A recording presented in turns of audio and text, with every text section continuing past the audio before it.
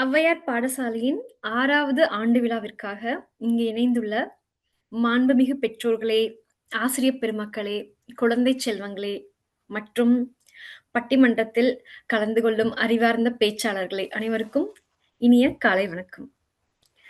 இன்று நாம் ஒரு அறிவார்ந்த தலைப்பை பட்டிமன்றத்தில் விவாதிக்க உள்ளோம். ஊட்டச்சத்து மிகுந்தது சமைத்த உணவா, சமைக்காத உணவா? இந்த தலைப்பு வந்து பார்த்தீங்கன்னா, இந்த காலகட்டத்தில மிகவும் பொருந்தும். எந்த காலகட்டத்திற்கும் பொருந்தும். நம்ம என்ன மாரி ஒரு அ அ எந்த ஒரு டிபெண்டன்சி இல்லாம இருக்க முடியும். ஆனா, 3 வேளையும் உணவு இல்லாமல் நம்ம வாழ முடியாது. நம்ம குழந்தைகளாகட்டும், நம்ம வாழ்வுக்கே ஒரு ஆதாரமானது ஒண்ணு.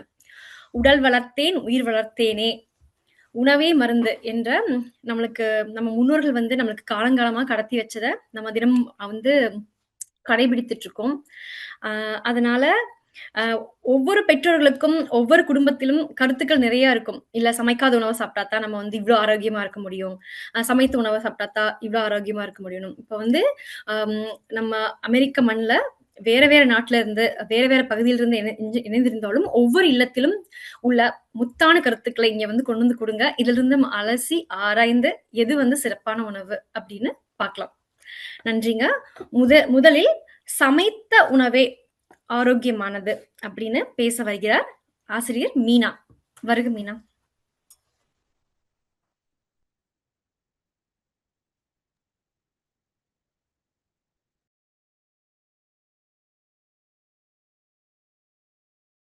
வணக்கம்ங்க எல்லாத்துக்கும்.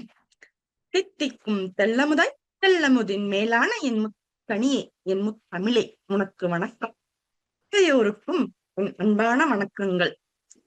இன்றைய நாளில் இன்று பேச கொடுக்கப்பட்டுள்ள தலைப்பு சத்துமிக்க உணவு சமைத்த உணவா, சமைக்காத உணவா? அட என்னங்க கேள்வி? ஊட்டச்சத்து மிக்க உணவு அப்படிங்கறதுனாலே அது சமைத்த உணவாத்தான் மட்டும்தான் இருக்க முடியும் அப்படிங்கறது தான் எங்க குழுவோடு இன்னைக்கு நாங்க பேச வந்திருக்கோம். ஊட்டச்சத்து மிக்க உணவு அப்படின்னா, இந்த உணவு நம்ம உடம்புக்கு போய் அது வந்துட்டு சத்தா மாறணும். நோய் எதிர்ப்பு சக்திய வந்துட்டு கூட்டணும். அதுக்கப்புறம் தசை வளர்ச்சிக்கு வந்துட்டு உதவணும். எலும்புகள வந்துட்டு நல்ல பலன் தர்றதுக்கு பயன் தரணும். இது எல்லாமே நடந்திருக்கணும் அப்படின்னா, அந்த உணவு வந்துட்டு கண்டிப்பா சமைத்த உணவா மட்டும் தான் இருக்க முடியும். அப்படிங்கிறது எங்களுடைய கருத்து. அத சொல்லப்போனா, ஒவ்வொரு ஆணின் வெற்றிக்கு பின்னாடியும் ஒரு பெண் இருப்பாங்க. அதே மாரி ஒவ்வொரு சமைக்காத உணவின் வெற்றிக்கு பின்னாடியும் ஒரு சமைத்த உணவு எங்கேயாவது ஒளிஞ்சிட்டு இருக்கும். உதாரணமா சொல்லப் போனோம் அப்படின்னா, நம்ம வந்துட்டு எல்லாரும் சொல்லுவாங்க, "நான் சிக்கன் சாலட் சாப்பிட்டேன்" அப்படின்னு சொல்லிட்டு எதிரணி வந்துட்டு சொல்லுவாங்க. அதுல வந்துட்டு புரதச்சத்து அதிகமா இருக்கு. அதுல நாங்க காய்கறி எல்லாம் சாப்பிடுறோம் அப்படின்னு.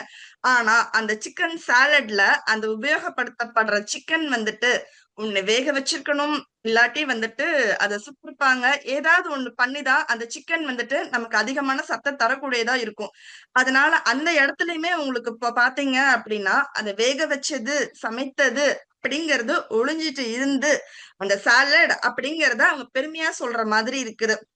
அதே போலத்தான் நடுவர் அவர்களே, ஊட்டச்சத்து மிக்க உணவு, சமைத்த உணவுன்னு நான் சொல்றேன்.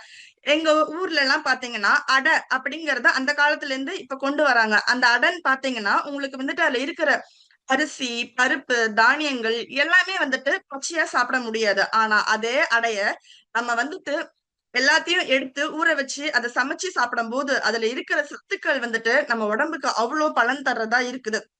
உதாரணமா, நம்ம ஊர்ல வந்துட்டு பாத்தீங்க அப்படின்னா, உளுந்தங்கஞ்சி.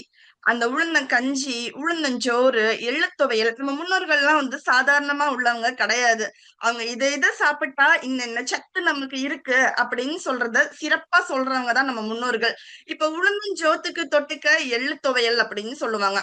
இது 2மே காம்பினேஷன் பாத்தீங்க அப்படின்னா, ரொம்ப சத்து உள்ளது. அந்த உளுந்தஞ்சோறும், அந்த எள்ளு துவையலும் சேரும்போது அதுல கிடைக்கிற சத்து அதிகம்னு சொல்லிட்டு நம்ம பாக்குறோம். அதே மாரி அந்த உளுந்தஞ்சோத்துல எங்க எதிரணிகள்லாம் சொல்லுவாங்க. அந்த உளுந்தஞ்சோறு அந்த உளுந்த வந்துட்டு நீங்க வெறுமனே சாப்பிடலாமே அப்படின்னு சொல்லிட்டு சமைக்காத உணவு சிறந்ததுதான் அப்படின்னு சொல்றவங்க. இந்த உளுந்த நீங்க வெறுமனே சாப்பிடலாமே, அந்த எள்ள நீங்க வெறுமனே சாப்பிடலாமே அப்படின்னு சொல்லிட்டு சொல்லுவாங்க. ஆனா அந்த உளுந்தையும் யாராலயும் வெறுமனே பச்சையா சாப்பிட முடியாது. அந்த எள்ளையும் பச்சையா சாப்பிட முடியாது. அது 2த்தையும் சமைச்சு சாப்பிடும்போது மட்டும் தான் அதோட பரிபூரண சக்தி நம்ம கிட்ட கிடைக்குது அப்படிங்கிறது தான் எங்களுடைய கருத்து. நடுவர் அவர்களே, இப்ப பச்சை முட்டை அப்படிங்கிறது முட்டை வந்துட்டு எல்லாத்துக்குமே சத்துள்ளது அப்படின்னு சொல்லிட்டு தெரியும். ஆனா அந்த பச்சை முட்டைய சாப்பிடும்போது அதுல இருக்கிற சால்மனெல்லா அப்படிங்கிற வைரஸ் வந்துட்டு நமக்கு தீங்கு விளைவிக்குது. அதே முட்டைய நீங்க வேக வச்சு சாப்பிடும்போது அதுல இருக்கிற சத்து வந்துட்டு இன்னும் உங்களுக்கு கூட்டி தருது அப்படிங்கறது நம்ம ஆய்வுல வந்துட்டு சொல்லப்படுது நடுவர் அவர்களே. அதனாலதான் சொல்றேன், சமைச்ச உணவு தான் எப்பவுமே வந்துட்டு நம்ம உடம்புக்கும் நம்ம உள்ளத்துக்கும் நம்ம மனசுக்கு எல்லாத்துக்குமே நல்லது அப்படின்னு சொல்லிட்டு சொல்றது. உதாரணமா பனங்கிழங்கு இருக்குது நடுவர் அவர்களே. இந்த நம்ம வந்துட்டு இப்போ நிறைய Facebook நம்ம சமூக ஊடகங்கள்லாம் பார்த்திருப்போம். இதை சாப்பிட்டா நல்லது, அதை சாப்பிட்டா நல்லது. இந்த இந்த காய்கறில நீங்க பச்சையா எடுத்துக்கிட்டா அதுல இருக்கிற சத்து வந்துட்டு உங்களுக்கு ஏகப்பட்டது கொடுக்கும் அப்படின்னு சொல்லிட்டு சும்மா நம்ம சமூக ஊடகங்கள்ல இருக்கிற பக்கத்தை நம்ம இப்படி ஸ்க்ரோல் தள்ளிக்கிட்டே பார்க்கும்போது நமக்கு ஒண்ணு காமிக்குது. அதுல என்ன சொல்றாங்க அப்படின்னா, பச்சை காய்கறிகளை நீங்க சாப்பிட்டா உடம்புக்கு நல்லதுன்னு சொல்றாங்க. ஆனா எந்த வித பச்சை காய்கறிகளையும் நீங்க உடம்புக்கு அப்படியே சாப்பிட முடியாது நடுவர் அவர்களே. அதே மாதிரிதான் பனங்கிழங்க வந்துட்டு நீங்க பச்சையா சாப்பிடவே முடியாது. அதை வேக வச்சு சாப்பிட்டா மட்டும்தான் அந்த பனங்கிழங்கு சாப்பிட முடியும். அதே போலதான் நடுவர் அவர்களே, நீங்க வந்துட்டு எந்த உணவு சிறந்தது அப்படிங்கிற மாதிரி நீங்க வந்துட்டு சமைச்ச உணவு தான் சிறந்தது அப்படிங்கிறதுக்கு ஏத்த மாதிரி நீங்க எங்க குழுக்கு வந்துட்டு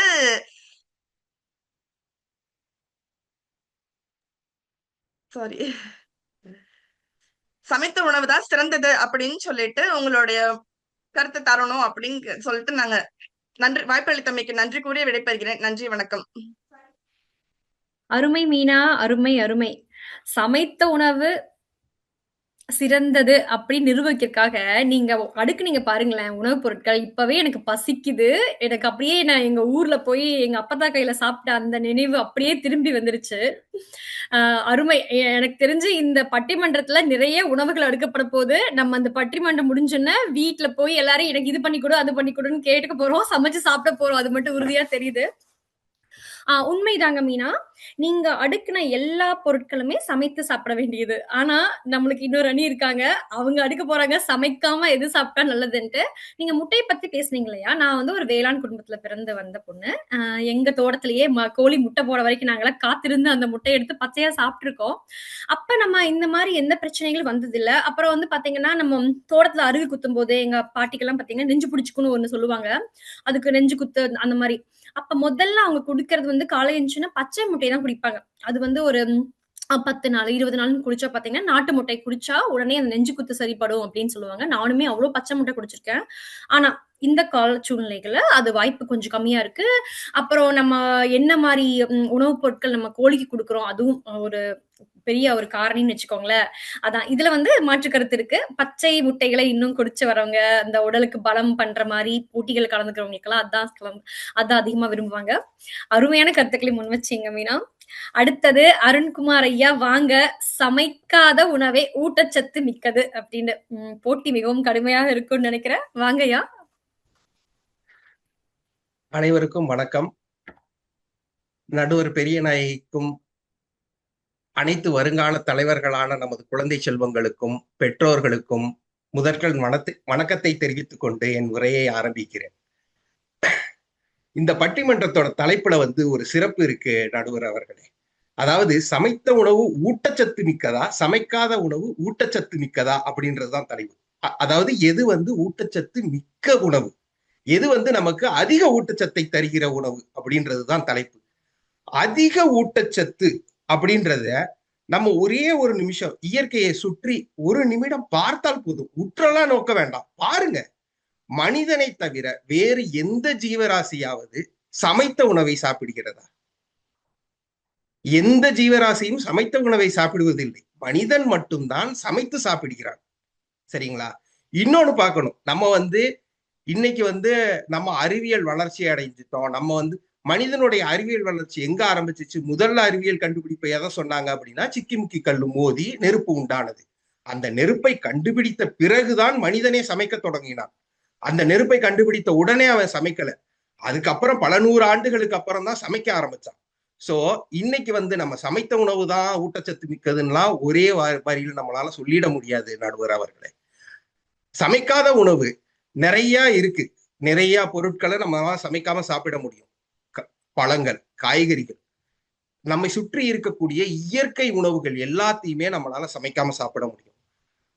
ஏன் நம்ம மீன ஆசிரியர் வந்து ஒண்ணு சொன்னாங்க, தானியங்களை சமைக்காம சாப்பிட முடியுமா அப்படின்னு. தானியங்களை சமைக்காம சாப்பிடுறதுக்கு நிறைய வழிகள் நம்ம முன்னோர்கள் வச்சிருந்தாங்க. முளைப்பாரின்னு ஒண்ணு பண்ணி நம்ம வந்து கோயிலுக்கு வந்து முளைப்பாரி கொண்டு போவாங்க ஒவ்வொரு வருடமும். அது எதுக்காக தெரியுங்களா? தானியங்களை முளைக்க வைத்தா அதுல இருக்க ஊட்டச்சத்து வந்து பல மடங்கு பெருகிரும். அந்த தானியங்களால் நம்மளால வந்து எந்த ஒரு சமையலும் இல்லாமல் உண்ண முடியும்.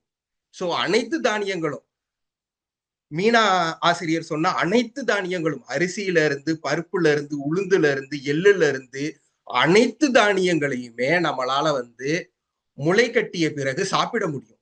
அப்படி சாப்பிட்டால் நமக்கு இன்னும் அதிகமான ஊட்டச்சத்து கிடைக்கும். அப்புறம் இன்னொன்னு சொல்லிக்கிறேன். அதாவது நம்மளுடைய பரிணாம வளர்ச்சியை பத்தி தெரிஞ்சவங்களுக்கு ஒன்னே ஒண்ணு, அறிவியல்னு சொல்றாங்கல்ல, சமைத்த உணவை பத்தி பேசுறவங்க, அவங்களுக்கு ஒன்னே ஒண்ணு சொல்லிக்கிறேன். நம்ம பரிணாம வளர்ச்சியின்படி மனிதனுடைய உடற்கூறுகள் அமைப்பு பத்தி பார்த்தோம்னா 3 விஷயம் நான் சொல்ல ஆசைப்படுறேன். ஒண்ணு, நம்மளுடைய கண்கள் வந்து முன்னாடி தான் நோக்கும். நிறைய விலங்குகளுக்கு பாத்தீங்கன்னா கண்ணு லைட்டா சைட்ல இருக்கும். அது எதுக்காக அப்படின்னா பின்னாடி சைட்ல இருக்கிற எல்லாத்தையும் பாக்குறதுக்கு. அவைகள் வந்து உணவுப் பொருட்கள், அதாவது அவைகளை வந்து வேற ஏதாவது ஒரு விலங்கு வேட்டையாடி உண்ணும். முன்னோக்கி பார்வை இருக்கிறது வந்து வேட்டை, அதாவது அபெக்ஸ் பிரெடேட்டர்னு சொல்லுவாங்க. அதுகளுக்கு தான் முன்னோக்கி பார்வை இருக்கும். மனிதனுக்கு வந்து முன்னாடி பார்க்கிற பார்வை மட்டும்தான் இருக்கு. அப்படின்னா என்ன? அனைத்து உயிரினங்கள் அவனுக்கு சுத்தி இருக்க அனைத்தையும் உண்ணக்கூடியவன், அதாவது மரம் செடி கொடியில இருந்து வேட்டையாடி விலங்குகள் வரைக்கும் உண்ணக்கூடியவன். இன்னொன்னு, 2வது பரிணாம வளர்ச்சியில பாத்தீங்கன்னா நமக்கு இன்னும் சிங்கப்பல்லாவே தான் இருக்கு. அது எதுக்காக? நம்ம இன்னைக்கு சமைத்து மாமிசங்களை சாப்பிடுறோம் அப்படின்னு சொல்றோம். அதுக்கு வந்து சிங்கப்பல் தேவையில்லை. எலும்போட ஒட்டி இருக்கிற சதை பகுதியை கடித்து உண்ணுவதற்கு தான் சிங்கப்பல் தேவை. அதுவும் நமக்கு இருக்கு இன்னும். அப்புறம் கடவாய்ப்பற்கள் பாத்தீங்கன்னா எதுக்காகனா நல்லா அரைத்து சாப்பிடுவதற்கு. அதாவது தானியங்கள், கடினமான பொருட்களை நல்லா கடித்து அரைத்து சாப்பிடுவதற்கு தான் கடவாய்ப்பற்கள்.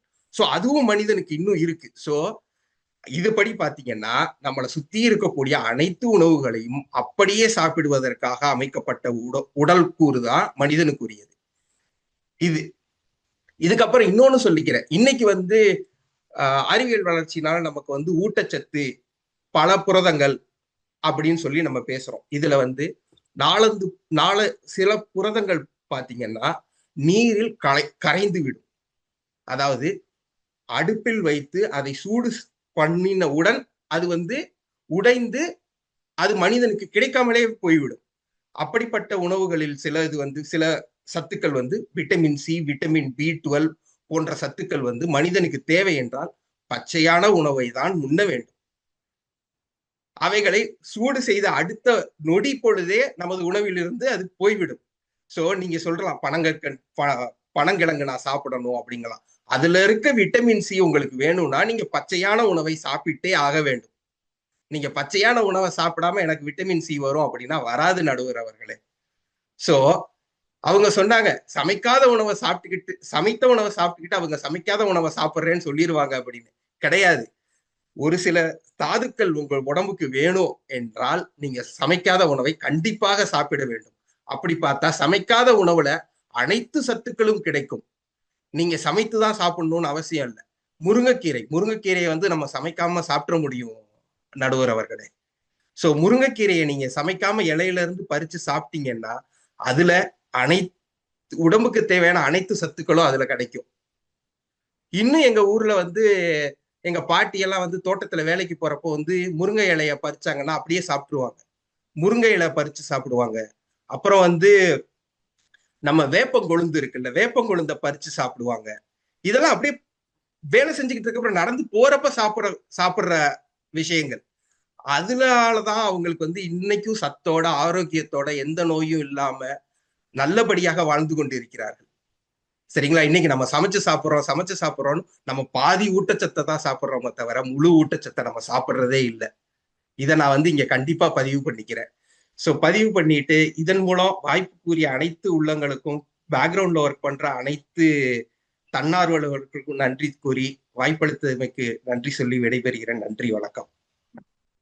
அருமைங்க, அருமைங்க அருண்குமார். எனக்கு வந்து பள்ளி பருவத்துல ஒரு அறிவியல் வகுப்புல இருந்து வந்த மாரி இருக்கு. இந்த குறுகிய காலத்துல அவ்வளவு ம் நி செய்திகள குடுத்துட்டீங்க நீங்க. வீட்ல ஒரு முதியவர் இருக்கிறது, அவங்க கிட்ட இருக்கிற அந்த அறிவை பெறுவது வந்து ஒரு 100 நூலகத்துக்கு சமம் அப்படின்னு நான் படிச்சிருக்கேன். அ நீங்க வந்து கத்துக்கிட்ட எல்லா அறிவையும் வந்து எங்களுக்கு இவ்ளோ குறுகிய காலத்துல குடுத்துட்டீங்க. மிக அருமையா சொன்னீங்க. ஆமாங்க, எனக்கும் வந்து அ நானும் காட்டுல வந்து சுத்திட்டு இருக்கும்போது, அம் கருவேப்பிலை சாப்பிடுறது, முருங்கைக்கீரைய வந்து பச்சையா சாப்பிடலாம். பண்ணி வச்சு சாப்பிட்டுருக்கோம். பச்சையா பொரிச்சு சாப்பிட்டதில்ல. பட் இன்னைக்கு அது புதிய தகவல் எனக்கு. நன்றி. அம் நீங்க அடுக்குன எல்லாமே வந்து பச்சையா சாப்பிட முடியிற மாரி பொருட்களா அடுக்கியிருக்கீங்க. உண்மதான். அம் அ மீனா நீங்க சொன்ன மாரி நம்ம பயிர் வகைகள பச்சையா சாப்பிடவே முடியாதுன்னு பயிர் வகைகள அடுக்குனீங்க இல்லைங்களா? அதையவே வந்து நம்ம முளை கட்டி பச்சையா சாப்பிட முடியும். அதுவும் நம்மளோட உணவு பழக்கத்துல இருக்கு. ரொம்ப அருமையான கருத்துக்கள்ங்க. நெறையா அ சமூக அறிவியல் இருந்து கணிதத்துல இருந்து எல்லாமே நீங்க வந்து கொண்டு வந்துட்டீங்க அருண்குமார். அருமையான பேச்சு. அடுத்தது ஒரு இன்னும் போட்டி இப்பதான் சுவாரஸ்யம் பிடிக்குதுன்னு நெனைக்கிறேன். வெங்கட் ஐயா வாங்க வந்து சமைத்த உணவே ஆரோக்கியமானது அப்படின்னு உங்களோட கருத்துக்கள வைங்க. நாயே நன்றி. எனக்கு இந்த வாய்ப்பளித்தமைக்கு நன்றி. அருணையா மிக அருமையாக பேசினாங்க. நிறைய விஷயங்கள் சொன்னாங்க. அதாவது மனிதனுக்கு சிங்கப்பல் இருக்குன்னாங்க, எல்லாம் சொன்னாங்க. என்னுடைய முதல் வேலை என்ன தெரியுமா? அருணையா வீட்டுக்கு போய் அந்த அடுப்ப மட்டும் எடுத்துட்டு வந்துருவேன். அருணையா வீட்டுக்கு வந்து அடுப்பு இனி தேவையில்ல. அவங்க வீட்ல வந்து இனிமே பச்சை காய்கறிகள், பச்சை மாமிசம் சாப்பிட்டுக்குவாரு அவரு. சரிங்களா? அன்றைய முந்தைய காலகட்டங்கள பத்தி அவர் பதிவு பண்றாரு. முந்தைய காலகட்டங்கள்ல இருந்தவங்களுடைய தொழில்ங்கிறது வந்து பெரும்பான்மையா எங்க இருந்தது அப்படின்னா, வேட்டையாடுதல்ல இருந்தது. அதனால அவங்க என்ன பண்ணாங்க, காடு மேடுகள்ல கிடைச்சத சமைக்காத இருந்தத சாப்பிட்டுக்கிட்டு, வாழ்ந்துகிட்டு இருந்தாங்க. இப்ப நம்ம அப்படியா இருக்கோம்? அவங்க தாத்தா, பாட்டி காடுகள்ல போயி முருங்கைய சாப்பிட்டாங்க, வேம்பு சாப்பிட்டாங்க அப்படிங்கிறாரு. இப்ப நம்ம எங்க இருக்கோம்? வீட்டுல இருக்கோம். இப்ப நான் எங்க போய் வேப்பங்குளத்த தேடுறது? வேப்பங்குளத்த தேடி போனேன்னா, என் வேலை போயிரும். முருங்கைக்கீரைய தேடி போனேன்னா, எல்லாம் முடிஞ்சு போயிரும். அதனால, இப்ப இருக்கிற வாழ்க்கை சூழ்நிலைக்கு நம்ம எப்படி உணவ எடுத்துக்கணும்? அப்படிங்கிறத தான் நம்ம பார்க்கணும். அதற்கு என்ன சொல்றாங்க அப்படின்னா, சிறுதானிய உணவுகள் வந்து பெரும்பான்மையா நம்ம பேசுறோம். அதெல்லாம் நன்மை தருது அப்படின்னு. சிறுதானிய உணவுகள என்ன சொல்றாங்கன்னா, நீங்க பச்சையா கடிச்சு திங்கலாம். ஒரு கை சாப்பிட்டுக்கலாம். சாப்பிடுவோம். நம்ம நார்மலா அரிசி எடுத்து சாப்பிடுவோம். போற போக்குல அரிசி எடுத்து சாப்பிடுவோம். சில பொருட்கள எடுத்து வாயில போட்டு மெல்லுவோம். எல்லாம் பண்ணுவோம். ஆனா என்ன சொல்றாங்க அறிவியல் ரீதியா, அத வந்து ஊற வைக்க சொல்றாங்க. அததான் வந்து சமைத்தலுடைய படிநிலைகளா சொல்றாங்க. சிறுதானியங்கள ஊற வைக்க சொல்றாங்க. ஊற வைக்கிறதுலயுமே அவங்க என்ன சொல்றாங்கன்னா, எப்படி ஊற வைக்கணுங்கிறதுக்கு ஒரு ஒரு ஒரு வகை சொல்றாங்க. 8 மணி நேரம் ஊற வைக்கணும். உடைச்ச சிறுதானியமா இருந்தா அத 5 மணி நேரம் தான் ஊற வைக்கணும். அதே மாவு பொருளா இருந்தது அப்படின்னா, அதையுமே நீங்க வந்து 2லிருந்து 3 மணி நேரம் ஊற வச்சு சமைச்சீங்க அப்படின்னா, அதுல இருக்கிற சத்துக்கள சிறப்பான முறையில நம்ம உடம்பு எளிமையா கிரகிச்சுக்க முடியும் அப்படின்னு சொல்றாங்க. எதுக்காக எளிமையா கிரகிச்சுக்க முடியுங்கிறத வந்து சமையல்ங்கிற ஒரு உத்திய கையாண்டு கொண்டு வந்திருக்காங்க அப்படின்னா, நமது உடம்பு அத எளிமையா எடுத்துக்கும்போது, நமக்கு ஏற்படக்கூடிய செரிமான கோளாறுகள் வந்து நிவர்த்தி ஆகுது. செரிமான கோளாறுகள் ஏற்பட்டுச்சு அப்படின்னா, நீங்க பச்சையா இருந்தா என்ன? எதையுமே நீங்க உண்ண முடியாம போயிடும் இல்லையா? செரிமான கோளாறு வந்துருச்சுன்னா, வயிறு உப்புசம்னு அப்புறம் உட்கார்ந்திருக்க வேண்டியது தான். எப்படி பச்சையா சாப்பிடுவீங்க? ஸோ, சமையல் அப்படிங்கிறது ஒரு உத்தி. அந்த உத்திய பயன்படுத்தி சமைச்சு சாப்பிடுறதுனால, சமைத்து சாப்பிட உணவே இன்றைய காலகட்டத்துக்கு மிகச்சிறந்ததாக இருக்கும். அப்படிங்கிற ஒரு நல்ல முடிவ பெரியநாயகி வழங்குவாங்க அப்படின்னு சொல்லி என்னுடைய உரையை நிறைவு செய்கிறேன். நன்றி, வணக்கம். அருமைங்கய்யா. அருமைங்க வெங்கட்டையா. நீங்க சொன்னது உண்மதான். அந்த காலத்துல நம்ம பள்ளிக்கூடம் படிக்கும்போதெல்லாம் பார்த்தீங்கன்னா, அதிகமான மக்கள் செய்த தொழில் அப்படின்னா, நம்ம தமிழ்நாட்டுலருந்து வந்ததுனால விவசாயமா இருக்கும். அதனால அதிகமான நேரம் காட்டுல செலவழிப்போம். ஒருவேளை சிலர் ஆசிரியர்கள் அலுவலக பணியில் இருந்தாலும், அவங்க கிளம்புறது வந்து 9 மணிக்கு தான் இருக்கும். அதுவரைக்கும் தோட்டத்துல சுத்திக்கிட்டு நம்ம தோட்டத்துல இருக்க ஏதாச்சும் பொறிச்சு சாப்பிடுவோம். இப்ப அது வாய்ப்பா? மெட்ரோல ஓடுறோம். எத்தன மணிக்கு எந்திரிக்கிறோம். கார்ல டிராஃபிக்லயே வந்து அதிகமான நேரத்த செலவழிக்கிறோம். இதுல வந்து நம்ம அடுக்கின பொருட்கள் எல்லாம் வந்து கனவு பொருட்களா ஆயிடுச்சு இல்லைங்களா? நம்ம வந்து ஊருக்கு போனா தான் இப்ப ஊருக்கெல்லாம் வந்து வானூர்தி இது டிக்கெட் நாங்க புக் பண்ணா என்னோட கனவெல்லாம் நான் வீட்ல அடுக்குவேன். எனக்கு இந்த கீரையை எடுத்து வைக்கணும், இன்னைக்கு இந்த கீரை சமைங்க அப்படின்னு. அதெல்லாம் வந்து ஒரு தேவாமிர்த பொருட்களாக ஆயிடுச்சு. அப்ப நம்ம இருக்கிற இந்த அயல்நாட்டு மண்ணுல நம்ம பச்சையா சாப்பிடணும்னு நம்ம அடுக்கிற பொருட்கள் எல்லாம் நம்மளுக்கு முதல்ல கிடைக்குதா? அப்படி கிடைத்தாலும் அதுல என்னென்ன மருந்து அடிக்கிறாங்கன்னு நம்மளுக்கு தெரியுமா? இவ்வளவு சிக்கல்கள் இருக்கிறதுனால சமைத்த உணவே சிறந்தது அப்படின்னு அவரு வெங்கட்டையா வைத்தது மிகச்சரியான வாதமா படுது. பார்க்கலாம். இன்னும் நிறைய பேர் இருக்காங்க. எப்படி வந்து போட்டி களை கட்டுதுன்னு பார்க்கலாம். அடுத்தது பிரேமானந்த் ஐயா வாங்க. சமைக்காத உணவே சிறந்ததுன்னு நீங்க என்ன சொல்ல போறீங்கன்னு கேட்க ரொம்ப ஆர்வமா காத்துட்டு இருக்கோம். வாங்க. நடுவருக்கு வணக்கங்க. எதிரணியினர் அழகா பேசுனாங்க. நாங்கள் மறுபடியும் தலைப்பை ஒரு தடவை ஞாபகப்படுத்தணும்னு நினைக்கிறோம். சமைத்த உணவு, சமைக்காத உணவு, இதில் எது ஊட்டச்சத்து அதிகமாக இருக்குங்கிறது தான் இங்கே வந்து ஒரு கேள்வி. சரிங்களா? நாங்கள் சமைத்த உணவுக்கு வந்து நாங்கள் எதிரி கிடையாது. முதல்ல அதை சொல்லிக்கொள்கிறோம். சமைத்த உணவையும் சாப்பிடலாம், சாப்பிடக்கூடாதுன்னு நாங்கள் சொல்லலை. சரிங்களா? ஆனால் எதில் ஊட்டச்சத்து அதிகமாக இருக்குது அதுதான் முதல்ல இங்கே கேள்வி. இப்போ நம்ம நண்பர் அருண்குமார் அருமையாக சொன்னார். பழங்காலத்தில் வந்து நம்மளுடைய உடலமைப்பே வந்து மிருகங்களை வேட்டையாடி சாப்பிட்ற மாதிரி தான் இருந்துச்சு. காலப்போக்கில் அந்த உடலமைப்பு அதுக்கு நம்ம உணவு பழக்கத்துக்கு ஏற்ற மாதிரி அதுவும் வந்து என்ன பண்ணுச்சு, உடம்பே வந்து மாறிக்கிடுச்சு. சரிங்களா? சகோதரி எசிகுமீனா அழகாக பேசுனாங்க. உளுந்தங்கஞ்சி பேசுனாங்க, சோறு பற்றி பேசுனாங்க, எல்லாமே அழகாக பேசுனாங்க. ரொம்ப அருமையாக இருந்துச்சு. உளுந்தங்கஞ்சி சாப்பிட்ற இசக்கி மீனாவுக்கு வந்து பெண்கள் வயதுக்கு வரும்போது இந்த பச்சை முட்டை அப்படிங்கிறத ஒன்று கொடுப்பாங்க. அது சாப்பிட்ருப்பாங்கன்னு நினைக்கிறேன். அவங்க திருநெல்வேலி கிராமப்புறத்துலலாம் இன்னுமே அதை கொடுப்பாங்க. பச்சை முட்டை எதுக்கு கொடுப்பாங்கன்னா வந்து வயதுக்கு வரும்போது அந்த பச்சை முட்டையை குடித்தாங்கன்னா இன்னும் கொஞ்சம் ஊட்டச்சத்து அதிகமாக கிடைக்கும் அப்படிங்கிற மாதிரி அந்த பச்சை முட்டையை குடிக்க சொல்லுவாங்க. அது இன்னும் குடிச்சிட்டு தான் இருக்கிறாங்க. இப்போ என்னுடைய பொண்ணு கூட குடித்தா. ஸோ அதனால் வந்து பச்சையாக சாப்பிட்றது ஒன்றும் பெரிய தவறு ஒன்றும் கிடையாது. அதே மாதிரி சகோதரி பேசும்போது பனங்கிழங்கு பற்றி ரொம்ப அருமையாக பேசினாங்க. ஏன்னா வந்து தென் மாவட்டங்களில் வந்து பனம் மரங்கள் வந்து அதிகமாக இருக்கிற மாவட்டங்கள். ஆனால் பனைமரத்தில் அந்த வேர் பகுதியில் இருக்கிற அந்த கிழங்கை மட்டும்தான் அவங்களோட பேசினாங்களே தவிர வேருக்கு மேலே அந்த மரமே இருக்குது, அதை பற்றி அவங்க ஒன்றுமே பேசலை. சரிங்களா? நம்ம இருக்கிற மரங்கள்லேயே அந்த மரங்கள் இருக்கிற எல்லா பகுதியும் உபயோகப்படுதுன்னா அதில் ஒன்று பனைமரம், இன்னொன்று வந்து வாழை மரம். சரிங்களா? இப்போ பனைமரத்தை எடுத்துக்கிட்டிங்கன்னா மேலேருந்து நீங்கள் ஆரம்பிங்க. சரிங்களா? இலையை விட்டுருங்க. இலைக்கு அப்புறம் உள்ளே இருக்கிற இலை குருத்துன்னு ஒன்று சொல்லுவாங்க, பனங்குருத்து அப்படின்னு சொல்லிட்டு. இப்போ நீங்கள் பெருநகரங்களில் பார்த்தீங்கன்னா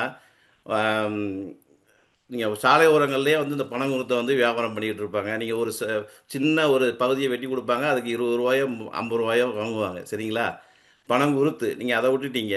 அதுக்கப்புறம் வந்தீங்கன்னா பதநீர், அதை விட்டுட்டீங்க நீங்கள். சரிங்களா? அதுக்கப்புறம் வந்து நொங்கு, அதையும் விட்டுட்டீங்க. அதெல்லாம் விட்டுட்டு அதுக்கப்புறம் பனம்பழம், அந்த பனம்பழத்துக்கு கீழே வர்ற வேர்பகுதியான பனங்கிழங்குக்கு போயிட்டீங்க. மேலே இவ்வளோ பொருட்கள் வந்து நீங்கள் வந்து சமைக்காமலே சாப்பிடலாம். அதில் இருக்கிற ஊட்டச்சத்து வந்து வேறு எதுலேயுமே கிடையாது. அதனால் சகோதரி நீங்கள் அதையும் சாப்பிட்டு பார்ப்பீங்கன்னு நினைக்கிறேன். நீங்கள் பனங்கிழங்கு சொல்கிறீங்க இல்லையா? பனங்கிழங்குக்கு முந்தினப்படியும் உள்ள ஒன்று இருக்குது. அந்த பனங்கொட்டையை நீங்கள் ரெண்டாக கட் பண்ணிங்கன்னா உள்ளே இருக்கிறது என்னது, தவுன்னு சொல்லுவாங்க எங்கள் ஊரில். ஒவ்வொரு ஊர்லேயும் ஒவ்வொரு பேர் இருக்கும். எங்கள் ஊரில் தவுன்னு சொல்லுவாங்க. அந்த தவுனையும் நீங்கள் சாப்பிட்லாம். அதுவும் வந்து சமைக்காத பொருள் தான், அதுலேயும் ஊட்டச்சத்துகள் இருக்குது. சரிங்களா? அதனால் வந்து பனைமரத்தில் எல்லா பகுதியுமே சாப்பிடக்கூடிய பகுதி தான். அதுமாரி நம்ம தோழர் வந்து வெங்கடேஸ்வரன் வந்து மிக அருமையாக பேசினாங்க. தோழர் வந்து காலையிலே எழுந்திரிச்சி என்ன பண்ணுவாங்கன்னா, முந்தின நாளே பயிரை ஊற போட்டு காலையிலே எழுந்திரிச்சி அந்த பயிரை சாப்பிட்டுட்டு மைதானத்தில் ஒரு 3 தடவை ஓடிட்டு வந்து நல்லா உடம்பை வந்து சக்தியாக வச்சுருக்கிறாரு. அவர் வந்து அதுக்கு எதிராக பேசுகிறது வந்து எனக்கு என்னமோ கொஞ்சம் ஆச்சரியமாக இருக்குது. ஆனால் அவர் வீட்டுக்கு வந்தோடனே பூரி தான் சாப்பிடுவார், அது 2வது விஷயம். சரிங்களா? இப்போ சமைத்த உணவுன்னு நீங்கள் சொல்லும்போது வந்து அதில் நிறைய வகைகள் இருக்குது. நம்ம அதை எப்படி சமைச்சு சாப்பிட்றோங்கிறது தான் வந்து இங்கே கேள்விக்குறி. சரிங்களா? சமையல் பதப்படுத்தப்பட்ட பொருட்கள் தான் இப்போ நிறைய நம்ம பயன்படுத்துகிறோம். நீங்கள் உங்கள் வீட்டில் போய் உங்களுடைய குளிர்சாதன பெட்டியை திறந்து பார்த்தீங்கன்னா உள்ளே இருக்கிறது நிறைய பதப்படுத்தப்பட்ட பொருட்கள். நீங்கள் அதை பின்னால் திறந்து பாருங்கள், அதில் எவ்வளோ வேதியியல் பொருட்களை சேர்த்துருக்காங்கன்னு முதல்ல அதை பாருங்கள். நீங்கள் அதை வந்து எவ்வளோ நாள் நம்ம உள்ளே வச்சு சாப்பிட்றோங்கிறதும் ஒரு கணக்கு இருக்குது. அப்போ நீங்கள் அதில் என்ன ஊட்டச்சத்தை நீங்கள் கண்டுட்டீங்கன்னு எனக்கு புரியலை. சரிங்களா? இது 2 பேர் ஒரு குடும்பத்தில் 2 பேர் வேலைக்கு போகிறாங்கன்னா ஞாயிற்றுக்கிழமையிலே சமைச்சு உள்ள நம்ம சேமித்து வச்சுருந்தோம் அந்த வாரத்துக்குள்ள உணவுப் பொருட்கள்லாம். அப்படிங்கும்போது நீங்கள் அதுலேருந்து சமைத்த பொருள்லேருந்து நீங்கள் என்ன பெரிய சத்தை நீங்கள் எடுத்துருவீங்கிறது அங்கே கேள்வி. அதுதான் இங்கே முதல் கேள்வியை நாங்கள் எழுப்புகிறோம். சரிங்களா? இதுக்கு நீங்கள் பச்சைக்காரிகளை இப்போ நீங்கள் நிறைய மருத்துவரை பாருங்கள். உதாரணத்துக்கு மருத்துவர் சிவராமனுடைய பேச்சுக்களை பாருங்கள். அவர் காலையிலே எந்திரிச்ச உடனே சாப்பிட சொல்கிறது வந்து முளைக்கட்டிய பயிர், உடம்புக்கு தேவையான புரதங்களை எடுத்துக்காங்க அப்படின்னு தான் சொல்கிறாங்களே தவிர, நீங்கள் வந்து உள்ளே இருக்கிற பதப்படுத்தப்பட்ட பொருட்களை எடுத்து சாப்பிடுங்க காலையிலே அப்படின்னு எந்த மருத்துவரும் பரிந்துரைக்கிறது கிடையாது. சரிங்களா? நீங்கள் அதனால் வந்து எந்த காலத்துலையுமே வந்து சமைத்த உணவை விட சமைக்காத உணவில் தான் வந்து மிகப்பெரிய ஊட்டச்சத்து அதிகமாக இருக்குங்கிறத ஆணித்தரமாக தெரிவிச்சுக்கிறோம். நன்றி, வணக்கம். நன்றிங்க பிரேமானந்தையா. உண்மைதாங்க. நம்ம தமிழ்நாட்டின் தேசிய மரம் வந்து பனைமரம். அந்த பனைமரத்தை வந்து ஒவ்வொரு பேச்சாளர்களும் நீங்க பயன்படுத்த மறக்கவே இல்லை. அது ரொம்ப சிறப்பா இருக்கு. நீங்க வந்து மேல இருந்து ஒரு தாவரவியல் வகுப்புல வந்து எப்படி ஒவ்வொன்னா பிரிச்சு சொல்லுவாங்களோ அந்த மாதிரி நீங்க மேல இருந்து கீழே வரைக்கும் சொல்லிட்டீங்க. ஆமாங்க. இப்ப குளிர்சாதனம் பெட்டி இல்லாத ஒரு வீடு இருக்க வாய்ப்பே இல்லை. அதுவும் இந்த அமெரிக்க மண்ணில் இருக்காது. அதுதான் வந்து நம்ம குடும்பத்துல ஒரு மெம்பர் மாதிரி வச்சுக்கோங்களேன். இப்ப அம்மா அப்பா எங்கேயாச்சும் வெளியே போயிட்டாங்கன்னா எங்க போய் சாப்பாடு எங்க வேணும் யார் குழந்தைங்க கேட்பாங்க? குளிர்சாதனம் பெட்டிக்கிட்ட தானே கேட்பாங்க. அது இல்லாம நம்ம உயிர் வாழ முடியுமா சொல்லுங்க இந்த ஊர்ல? புரிஞ்சுதுங்க. இப்ப வந்து அடுத்தது சமைத்த உணவே ஆரோக்கியமானது அப்படின்னு பதிலடி கொடுக்க வராங்க ஆசிரியர் யசோதை. வாங்க, காத்துட்டு இருக்கோம். நடுவர் அவர்களே, அறிவில் சிறந்த ஏபிஎஸ் மண்வாசனை செல்வங்களே, வருங்கால அமெரிக்க தமிழர்களை உருவாக்கி தந்து கொண்டிருக்கும் பெற்றோர்களே, மேடையில் அமர்ந்திருக்கும் சான்றோர்களே மற்றும் முக்கியமாக எனது வாதங்களுக்கு மிகச்சிறந்த சவால்களை தரப்போகும் மதிப்பிற்குரிய எதிரணியினரே, உங்கள் அனைவருக்கும் என் முதற்கண் வணக்கம். நான் இப்போ அருண்குமார் ஐயா, பிரேம் ஐயா பேசினதெல்லாம் கேட்டுட்டே இருந்தேன். அருண்குமார் ஐயா சொன்னாங்க விலங்குகள் பறவைகள் மட்டும்தான் பச்சையான உணவை சாப்பிடும் அப்படின்னு சொல்லிட்டு. மனிதன் நீரும் நெருப்பும் சேர்த்து அந்த உணவை அமுதமா மாத்துறான். இத நான் சொல்லல, நம்ம சங்க காலத்துல புறநானூர்ல இருந்தே சொல்லிட்டு வராங்க. நாகரிகம்ங்கிறது சமைக்காத பச்சை உணவை சாப்பிடுறதுல இருந்து வரல. சமைச்ச உணவை சாப்பிடுறது, அதை எப்படி பதப்படுத்தி சாப்பிடுறோம். பதப்படுத்துறதுங்கிறது நிறைய விதம் இருக்கு.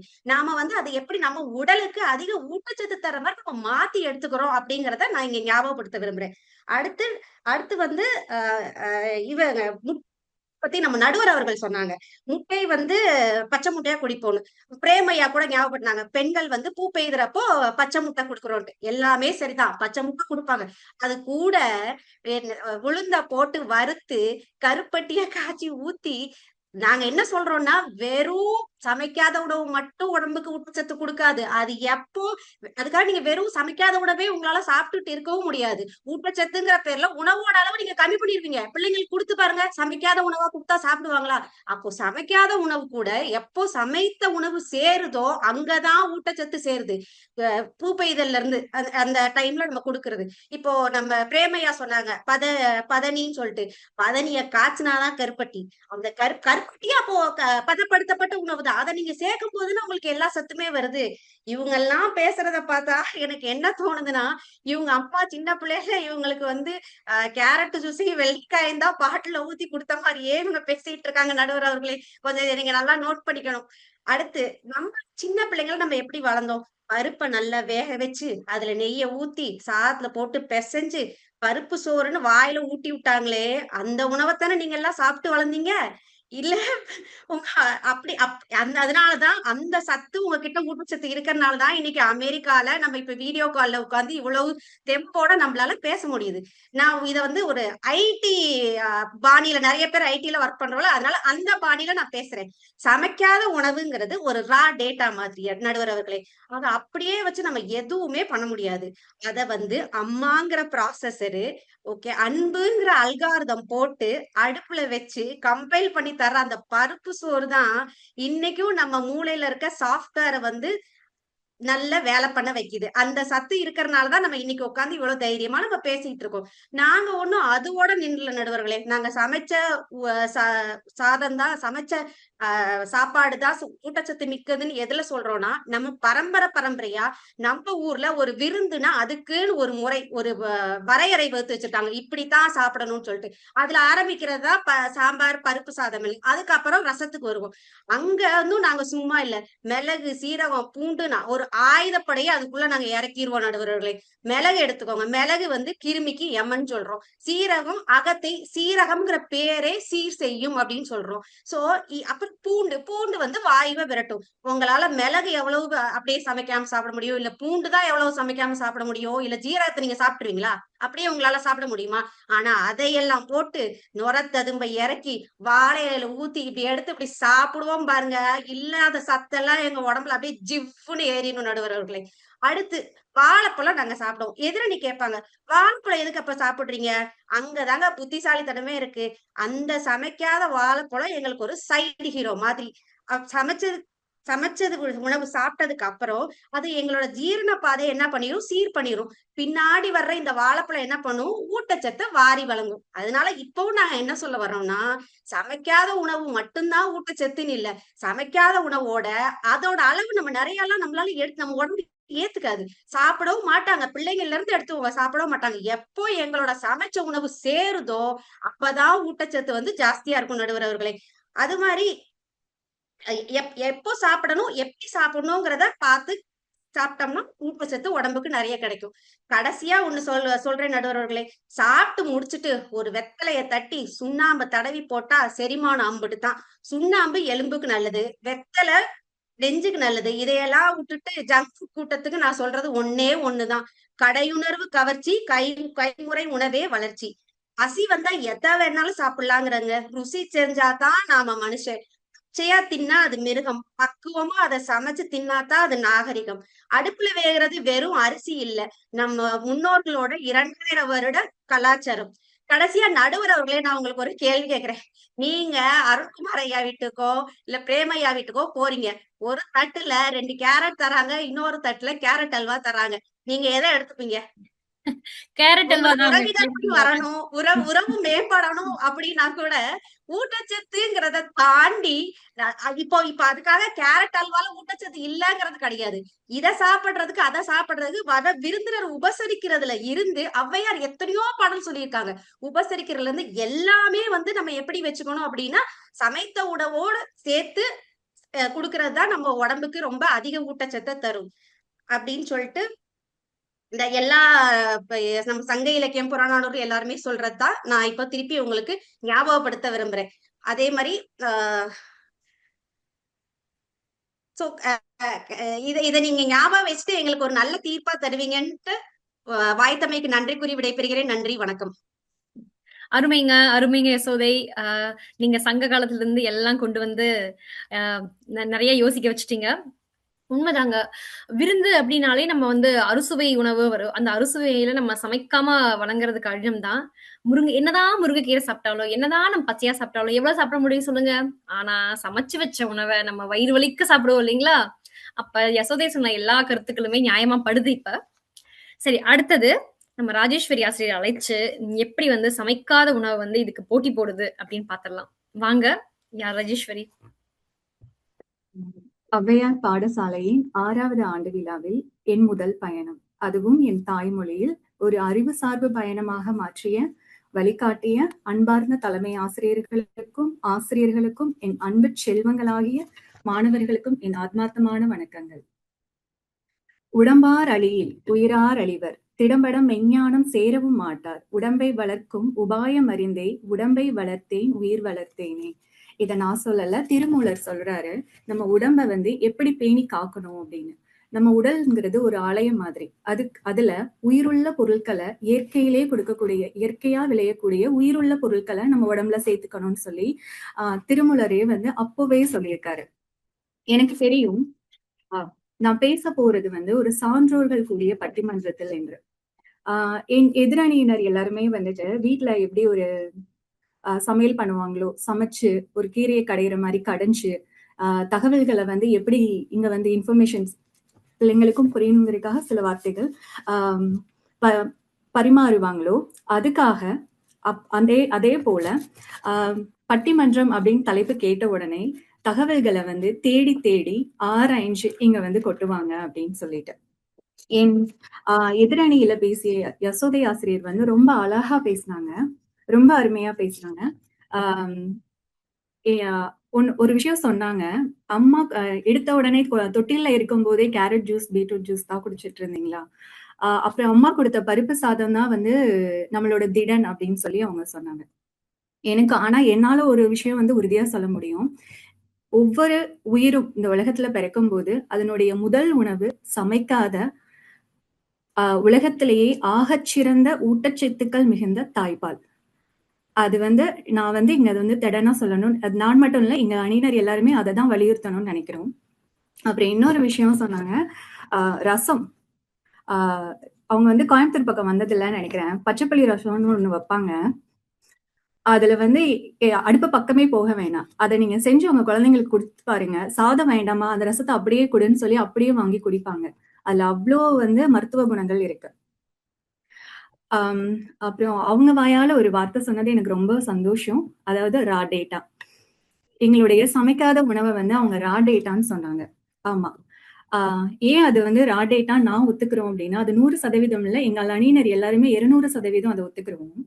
என்ன அப்படின்னா, ஒரு ரா டேட்டா அப்படிங்கிறது ஒரு பல வகையான ரிசர்ச் ஆராய்ச்சிகளுக்கு உட்படுத்தப்பட்ட ஒரு டேட்டா, தகவல்கள். அந்த தகவல்களை என்ன பண்றோம் அப்படின்னா, நம்ம ப்ராசஸ் அப்படிங்கிற ஒரு ஸ்ட்ரக்சரா ஒரு ஃபார்ம் பண்ணும்போது அது வந்து நிறைய எசென்ஷியல் இன்ஃபர்மேஷன், அதாவது சாரி மன்னிக்கவும், எசென்ஷியல் இன்ஃபர்மேஷன்ஸ், அத நுட்பமான தகவல்கள் எல்லாத்தையுமே வந்து அது அழிச்சிடும்.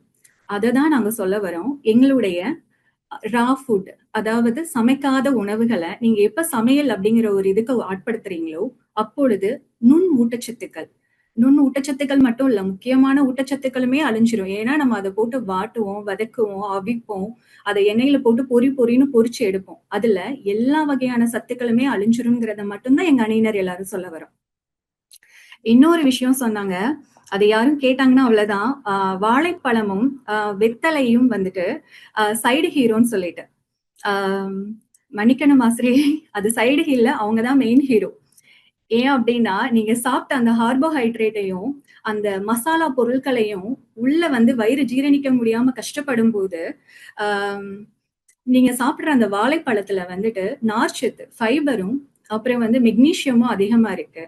அது வந்து உங்களோட பாதையை வந்து சீர் செய்யறதுக்கு வந்து அது கண்டிப்பா உதவியா இருக்கும். இன்னொன்னு வெத்தலை, செரிமானத்தின் தூண்டுகோலே வெத்தலை தான். அது ஒண்ணு சமைச்ச பொருள் கிடையாது, சமைக்காத பொருள். அது உங்களுக்கு நான் ஞாபகப்படுத்துறேன். நீங்களே சொன்னீங்க அது வந்து அதுதான் செரிமானத்துக்கு அப்படின்னு சொல்லிட்டு. உண்மையிலேயே வந்துட்டு நம்ம ஆரோக்கியமா வாழணும் அப்படின்னா இந்த மாதிரி இவங்கதான் சூப்பர் ஹீரோ. இவங்க வந்து சைடு ஹீரோ கிடையாது. ஏதோ கமலஹாசனையும் ரஜினிகாந்தையும் நீங்க சைடு ஹீரோன்னு சொன்ன மாதிரி இருக்கு இங்க சொல்லும்போது. அப்புறம் வந்து எனக்கு ஒரு நான் வந்து முக்கியமா ஒரு விஷயத்த நான் பதிவு பண்ணணும்னு நினைக்கிறேங்க. அதாவது நம்ம ஆளுங்க கிட்ட எல்லார்கிட்டயுமே வந்து ஒரு கெட்ட பழக்கம்னே சொல்லலாம், இல்ல ஒரு வார்த்தை, கெட்ட வார்த்தைன்னு சொல்லலாம். அது பழக்கத்துல அதிகமா இருந்துகிட்டே இருக்கு. அது என்ன வார்த்தை அப்படின்னா, இன்னும் அப்படிங்கிற வார்த்தை. நம்ம இயற்கைக்கு தெரியும் நம்மளுக்கு என்ன தேவை அப்படிங்கிறது. அதை காலத்துக்கு ஏத்தாற் போல நம்மளுக்கு அது வழங்கிக்கிட்டே தான் இருக்கு. ஆனா நம்ம ஆளுங்க எப்படி, அதெல்லாம் எப்படி நாங்க அப்படியே வாங்கிப்போம், நாங்க அதுல இன்னும் எதையாவது நாங்க சேர்ப்போம் அப்படின்னு சொல்லிட்டு என்ன பண்றாங்க அப்படின்னா, இன்னும் அப்படின்னு சொல்லி சில விஷயங்கள் அதுல சேர்க்கும் போது அதை ஆனா நம்ம வந்து நம்ம பயங்கரமான ஆளுங்க. சோ நம்ம வந்து அதை வந்து ஒரு சமையலா இருந்தாலுமே அது ருசியா செஞ்சிருவோம். அப்போ அந்த ருசி வந்து என்ன ஆகும் அப்படின்னா, நம்ம வாயும் வயிறும் இன்னும் எனக்கு சாப்பாடு பரிமாறேன்னு கேட்கும். அடுத்த ஒரு இன்னும் வந்து ஒரு ஆள் நம்ம கிட்ட கேட்பாங்க, டாக்டர் மருத்துவர் கேட்பாரு, ஐயா உனக்கு இன்னும் என்னதான் பிரச்சனை இருக்கு அப்படின்னு சொல்லிட்டு. ஏன் அப்படின்னா நம்ம வந்து அவ்வளோ பிரச்சனைகளை வந்து அவருக்கு முன்னாடி அடுக்கியிருப்போம். இதனால எதனால வருது அப்படின்னா நம்மளுக்கு வந்து இன்னும் அப்படிங்கிற ஒரு வார்த்தை வந்து யதார்த்தம் அப்படிங்கிற மனிதனுடைய இயல்பான வாழ்க்கையை வந்து கொன்றுச்சு அப்படிங்கிறத நான் இங்க பதிவு செய்யணும்னு விரும்புறேன். எங்க அணியினர் எல்லாருமே வந்து ஒரே ஒரு விஷயத்த இங்க வலியுறுத்தணும்னு நினைக்கிறோம். என்ன அப்படின்னா ஒரு குழந்தை சாப்பிட்டுட்டு இருக்கு, சமைச்ச பொருளை தட்டுல வச்சு சாப்பிட்டுட்டு இருக்கு. அந்த குழந்தைகிட்ட போய் தட்டை பிடுங்கிட்டு சமைக்காத உணவை கொடுங்கன்னு சொல்லல. நாங்க சொல்ல வர்றது ஒரே ஒரு விஷயம்தான். சமைச்ச உணவை விட சமைக்காத உணவுல ஊட்டச்சத்துக்கள் அதிகமாக இருக்கு அப்படிங்கறத மட்டும்தான் நாங்க எங்க அணியினர் எல்லாருமே வலியுறுத்த விரும்புறோம். அப்புறம் ஒரு தாய்மை உணர்வு கொண்ட நடுவர் அவர்களே, நான் உங்ககிட்ட ஒரு கேள்வி கேட்கிறேன். நீங்க உங்க குழந்தைக்கு வந்துட்டு சமைச்ச உயிரற்ற உணவை கொடுப்பீங்களா இல்ல சமைக்காத உயிருள்ள உணவை கொடுப்பீங்களா அப்படின்னு சொல்லி. ஒன்னும் பிரச்சனை இல்லை, நீங்க இன்னும் ஆராய்ந்து ஒரு நல்ல உயிருள்ள தீர்ப்பை தருமாறு தாழ்மையுடன் கேட்டுக்கொள்கிறேன். கடைசியா ஒரு பதிவு. வண்ண காய்கள், கனிந்த பழங்கள், எண்ணற்ற விதையோடு முளைத்த பயிர்கள், நோய் நொடி அண்டா காப்பு அரண், 100 ஆண்டுகள் வாழும் வரம், உயிருள்ள உணவை மனித உயிரை காக்கும் அமுது. வாய்ப்பளித்த அனைத்து நல்லுள்ளங்களுக்கும் நன்றி கூறி விடைபெறுகிறேன். நன்றி, வணக்கம். அருமைங்க ராஜேஸ்வரி, மிக சிறப்பா சொன்னீங்க. யோசிக்க வேண்டிய விஷயம்தான். சமைக்காத உணவு இல்லாம உயிர் வாழ முடியாது, சமைத்த உணவை வச்சுக்கிட்டு மட்டும் உயிர் வாழ முடியாது. அந்த மாதிரிதான் நம்மளுக்கு பட்டிமன்றம்னாலே வந்து நீங்க தீர்ப்பே கொடுக்க முடியாதுடா அப்படிங்கிற மாதிரிதான் இருக்கும். அந்த மாதிரிதான் என்னை ஒரு இக்கட்டான சூழ்நிலை உட்கார வச்சிருக்கீங்க இன்னைக்கு. நீங்க கொடுத்த தகவல்கள் மிகவும் பயனுள்ளதா தான் இருந்துச்சு. ஆனா இந்த காலத்துல நீங்க சொன்ன மாதிரி நம்ம வந்து சமைக்காத உணவு சாப்பிடணும்னு வச்சுக்கோங்க, அந்த உணவை நம்ம எங்கிருந்து வாங்கிட்டு வரோம்? எவ்வளவு உரங்கள், பூச்சிக்கொல்லிகள் அடிச்சு அது நம்மளோட தட்டுக்கு வந்து சேருது நினைச்சு பாருங்க. நம்மளுக்கு தெரியவே தெரியாது. நம்ம வாங்கிட்டு வந்தோடனே இந்தியன் ஸ்டோர் போய் வாங்கிட்டு வந்தோன்னே முதல்ல குளிர்சாதன பெட்டிக்குள்ள வச்சே ஆகணும். 3/4 மணி நேரம் 1 மணி நேரம் வெளியே வச்சா வாடி போயிருது. அப்ப அது எவ்வளவு நம்ம பயன்படுத்த முடியும் சொல்லுங்க சமைக்காம? உண்மைதான், அது உயிரற்ற உணவா ஆகுது சமைத்தா. ஆனா நம்மளுக்கு என்ன பயமா இருக்குது, அத பச்சையா கொடுத்தோம்னா இன்னும் எவ்வளவு நம்மளுக்கு தொல்லைகள் வருமோங்கிற பயம் வந்து எப்பவுமே வந்து சமைக்கிற ஒரு குடும்பத்தாருக்கு இருக்கும். மிகச் சரியான கருத்துக்கள்ங்க. அங்கேயும் சொல்ல முடியாம இங்கேயும் சொல்ல முடியாம தான் இருக்கு நம்மளது. பார்க்கலாம் இன்னும் வந்து என்னென்ன கருத்துக்கள் நம்மளுக்கு போட்டி போடுதுன்னு. வாங்க முத்துக்குமாரி, ஆசிரியர் முத்துக்குமாரி வந்து நம்மளுக்காக சமைத்த உணவை பத்தி நிறைய கருத்துக்களை சொல்ல அழைக்கிறேன். காலம் பல மாறினாலும் கண்டம் பல அழிந்தாலும் அழியாத சிறப்புடைய எம் தாய்மொழியாம் தமிழுக்கு முதல் வணக்கம். கடல் கடந்து வந்தாலும் தாய்மொழியை அடுத்த தலைமுறைக்கு கற்றுக் கொடுத்து இப்பள்ளியின் தூண்களாக இருந்து நடத்தி வரும் அனைத்து அன்பு உள்ளங்களுக்கும் எனது அன்பான வணக்கம். இந்த பட்டிமன்றத்தின் நடுவருக்கு என் சிறப்பு வணக்கம். நம்ம இன்னைக்கு ஊட்டச்சத்து அப்படின்னு சொல்லி பேச ஆரம்பிச்சிட்டோம். ஊட்டச்சத்து அப்படின்னா ஃபர்ஸ்ட் என்ன அப்படிங்கிறது என்ன அப்படின்னு நம்ம ஃபர்ஸ்ட் தெரிஞ்சுக்கணும். ஒரு உணவை சரி விகிதத்துல எடுத்துக்கிறது மட்டும்தான் ஊட்டச்சத்து நடுவர் அவர்களே. ஊட்டச்சத்து சரி விகிதம் அப்படின்னா என்னென்ன வரணும்? மாவுச்சத்து வரணும், புரதச்சத்து வரணும், கொழுப்புச்சத்து, இது எல்லாமே சேர்ந்ததுதான் அது வந்து ஒரு சரிவிகித உணவா இருக்கும். இங்க எதிரணியில வந்து சமைக்காத உணவுல சத்து இருக்கு அப்படின்னு எல்லாரும் பேச வந்திருக்காங்க. இப்போ காலை நேரம் ஆகுது, எல்லாரும் வீட்டுல சமைக்காத உணவா சாப்பிட்டுட்டு வந்தா இங்க பேசுறாங்கன்னு எனக்கு தெரியல. எல்லாரும் இட்லி, தோசை அப்படின்னு சொல்லி பொங்கல் அந்த மாதிரி ஐட்டங்களை தான் சாப்பிட்டுட்டு வந்து இங்க வந்து தெம்பா பேசிட்டு இருக்காங்கன்னு நான் நம்புறேன். நான் இப்போ என்ன சொல்ல வரேன் அப்படின்னா, நம்ம நல்ல உணவு முறை அப்படிங்கிறது என்ன சொல்றாங்கன்னா, அரிசியும் உளுந்தும் பருப்பையும் சேர்த்து நம்ம இட்லி மாவை அரைக்கும் போது அதுல மாவுச்சத்து கிடைக்குது நடுவர் அவர்களே. அதை நம்ம பச்சையா சாப்பிடவே முடியாது, அதுலயும் சத்துக்கள் இருக்கதான் செய்யுது. அப்புறம் நம்மளோட எதிரணியில நம்ம சகோதரி ராஜேஸ்வரி சொன்னாங்க, சமைக்காத உணவுல வந்து சத்து நிறையா இருக்கு, சமைச்ச உணவுல வந்து உண்மையிலேயே அதுல வந்து சத்தே இல்லை அப்படின்ற கருத்தை எங்களால் ஏற்றுக்கவே முடியாது நடுவர் அவர்களே. ஏன்னா காலையில் பிள்ளைங்களுக்கு எடுத்ததும் பார்த்து என்னடா செஞ்சு கொடுக்கறதுன்னு செஞ்சு கொடுத்துட்டு இங்கே வந்து இவங்க இப்படி பேசுறதை கேட்கும்போது சிரிப்பாக தான் இருக்கு. இவங்க ராஜேஸ்வரி சொன்னாங்க வெற்றிலையை வந்து மெயின் ஹீரோ அப்படின்னு சொன்னாங்க. அதை நீங்க வெறும் வயிற்றுல நீங்க சாப்பிடவே முடியாதுல்ல, அதுல வந்து இயற்கையாவே ஒரு காரத்தன்மை இருக்கு. அதை நம்ம வந்து அளவுக்கு அதிகமான உணவை எடுத்துக்கும் போது, அந்த வெற்றிலையை எடுக்கும் போது தான் கரெக்டான சரிவிகித உணவுல அது நம்மளுக்கு செரிமானத்தை கொடுக்கும். இதுதான் உண்மை. அப்புறம் தாய்ப்பால் பத்தி சொன்னீங்க. அது உண்மையிலேயே ரொம்ப ஒரு நல்ல விஷயம். ஆனா அந்த தாய்ப்பால் அதிகப்படுத்துறதுக்கு அந்த தாய்மாராகிய நம்ம படுற பாடு என்னன்னு நமக்கு தானே தெரியும். ஒரு 4 பூண்டை வறுத்து போட்டு அப்புறம் சாப்பிட்டு அதுல பால் ஊறணும். அப்புறம் கருவாடை வறுத்து சாப்பிட்டு அதுல பால் ஊறணும். இதுக்கெல்லாம் சமைச்ச உணவு சாப்பிட்டாதான் அந்த குழந்தைக்கு ஒரு சமைக்காத ஒரு பால்ல சத்தே கிடைக்குது. நம்ம எல்லாத்தையும் நம்ம யோசிச்சு பார்த்து பேசணும் அப்படின்னா அதுக்கு ஆரம்பமே என்னன்னா சமையல் அப்படிங்கிறதா தான் இருக்கு. எதிரணின்னு சொல்றத பார்க்கும்போது எனக்கு எப்படி இருக்குன்னா, பல குடும்பங்கள்ல சமைக்கிறது குறைஞ்சிருச்சு. இப்ப சமைக்காத உணவு நீங்க சாப்பிடும்போது எங்களுக்கு இன்னும் வேலை மிச்சமாயிருமோன்னு தோணுது.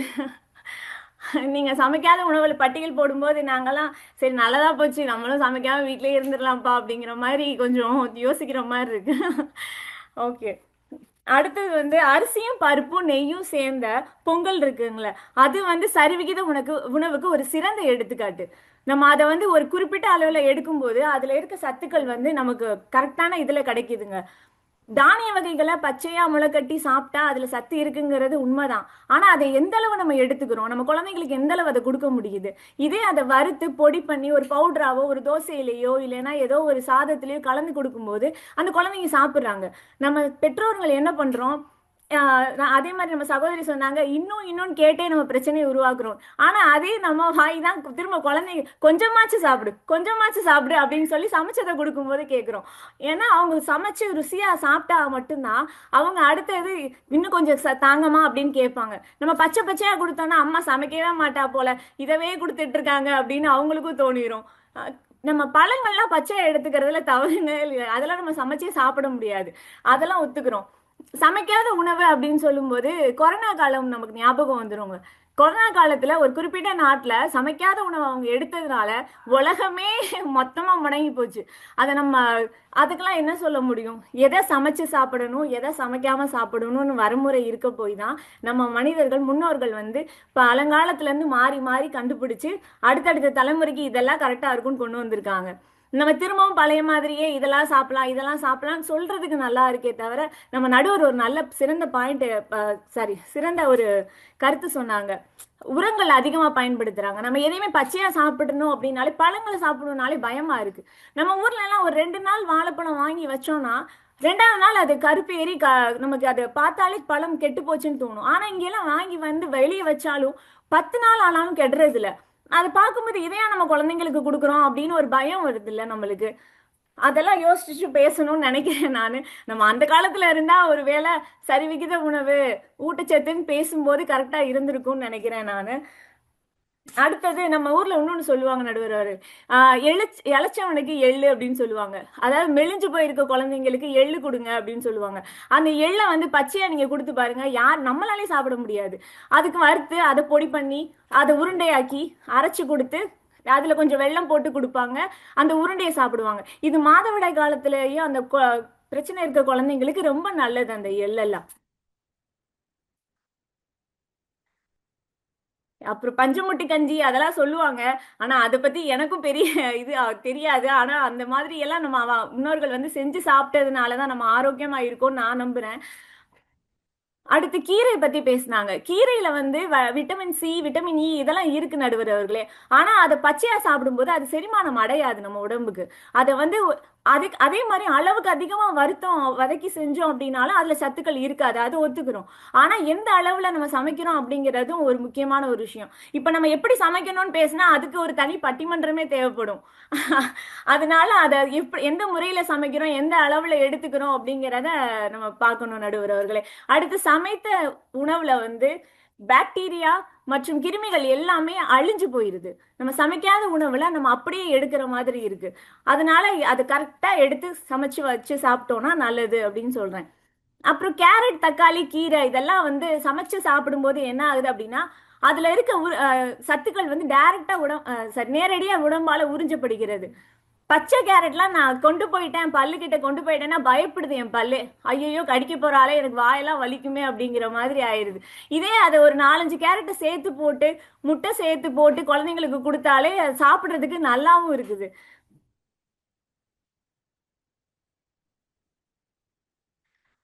ஆயிரம் ஆண்டுகளா சோதிச்சு பல ரிசர்ச் பண்ண மாதிரி நம்ம பழைய முன்னோர்கள்லாம் கண்டுபிடிச்சு செஞ்ச சமையலை வந்து ஒரு நிமிடத்துல நம்ம வந்து குறை சொல்லிட்டு போயிட முடியாதுல்ல. அதுலயும் சத்துக்கள் இருக்கதான் செய்யுது.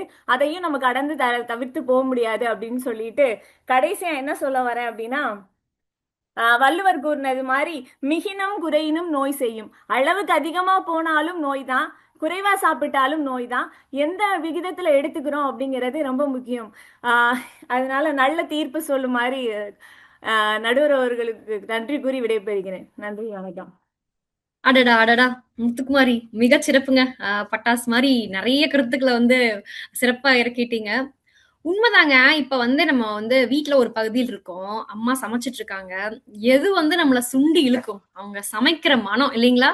பச்சை உணவு நம்ம வந்து சமைக்காத உணவு செஞ்சோம்னா, அங்க வந்து பெரிய ஈர்ப்பு இருக்காது. ஆனா நம்ம ஒரு கல்யாண வீட்டுக்கு போறோம்னா, என்னாச்சும் விளையாண்டு இருக்கோம்னா, அப்படியே நம்ம வந்து சமையலறைக்கு எது சுண்டி இழுக்கும்? அந்த சமைக்கும் போது அந்த எல்லா பொருட்களையும் சேர்த்து வர ஒரு மனம்தான். அதனால சமைத்த உணவை வந்து மனத்திலேயே நம்ம பசிய தூண்டுற ஒரு சக்தி வந்து நம்மளுக்கு சமைத்த உணவுல தான் இருக்கு. அது மட்டும் இல்லாம நீங்க சொன்ன மாதிரி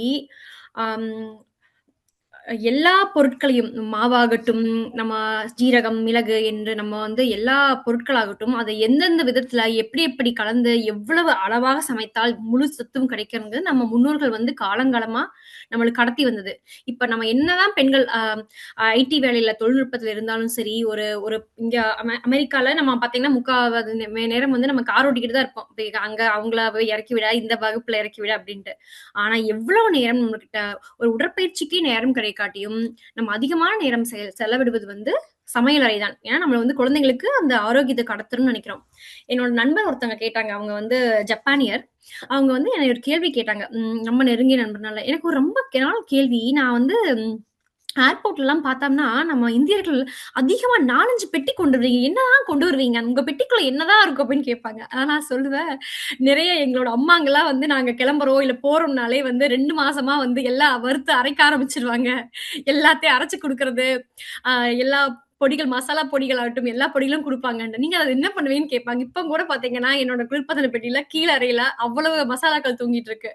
நம்ம அம்மாங்கள் முழுக்க நம்புறது அவங்க பேர குழந்தைகளாகட்டும், நம்மளாகட்டும், அவங்க கொடுக்கறத வந்து நம்ம முறையாக சமைத்து சாப்பிட்டு ஆரோக்கியமாக வாழ வேண்டும் என்பதே அவங்களோட வேண்டுதலா இருக்கும். நம்ம வேணா நிறைய வேண்டலாம். இந்த மாதிரி ஒரு மகிழ்வுந்து வந்து இன்னும் நம்ம பெரிய இதுல வாழணும், வாங்கணும், அந்த மாதிரி பண்ணித்தான் நம்ம போராடுறோம். ஆனா நம்ம பெற்றோர்களோட ஒரே ஒரு வேண்டுதல் என்னவா இருக்குன்னா, இவங்க ஒழுங்கா சமைச்சு சாப்பிடுறாங்களா, பழச சாப்பிடுறியா? என்னோட மாமியார் சொல்லுவாங்க.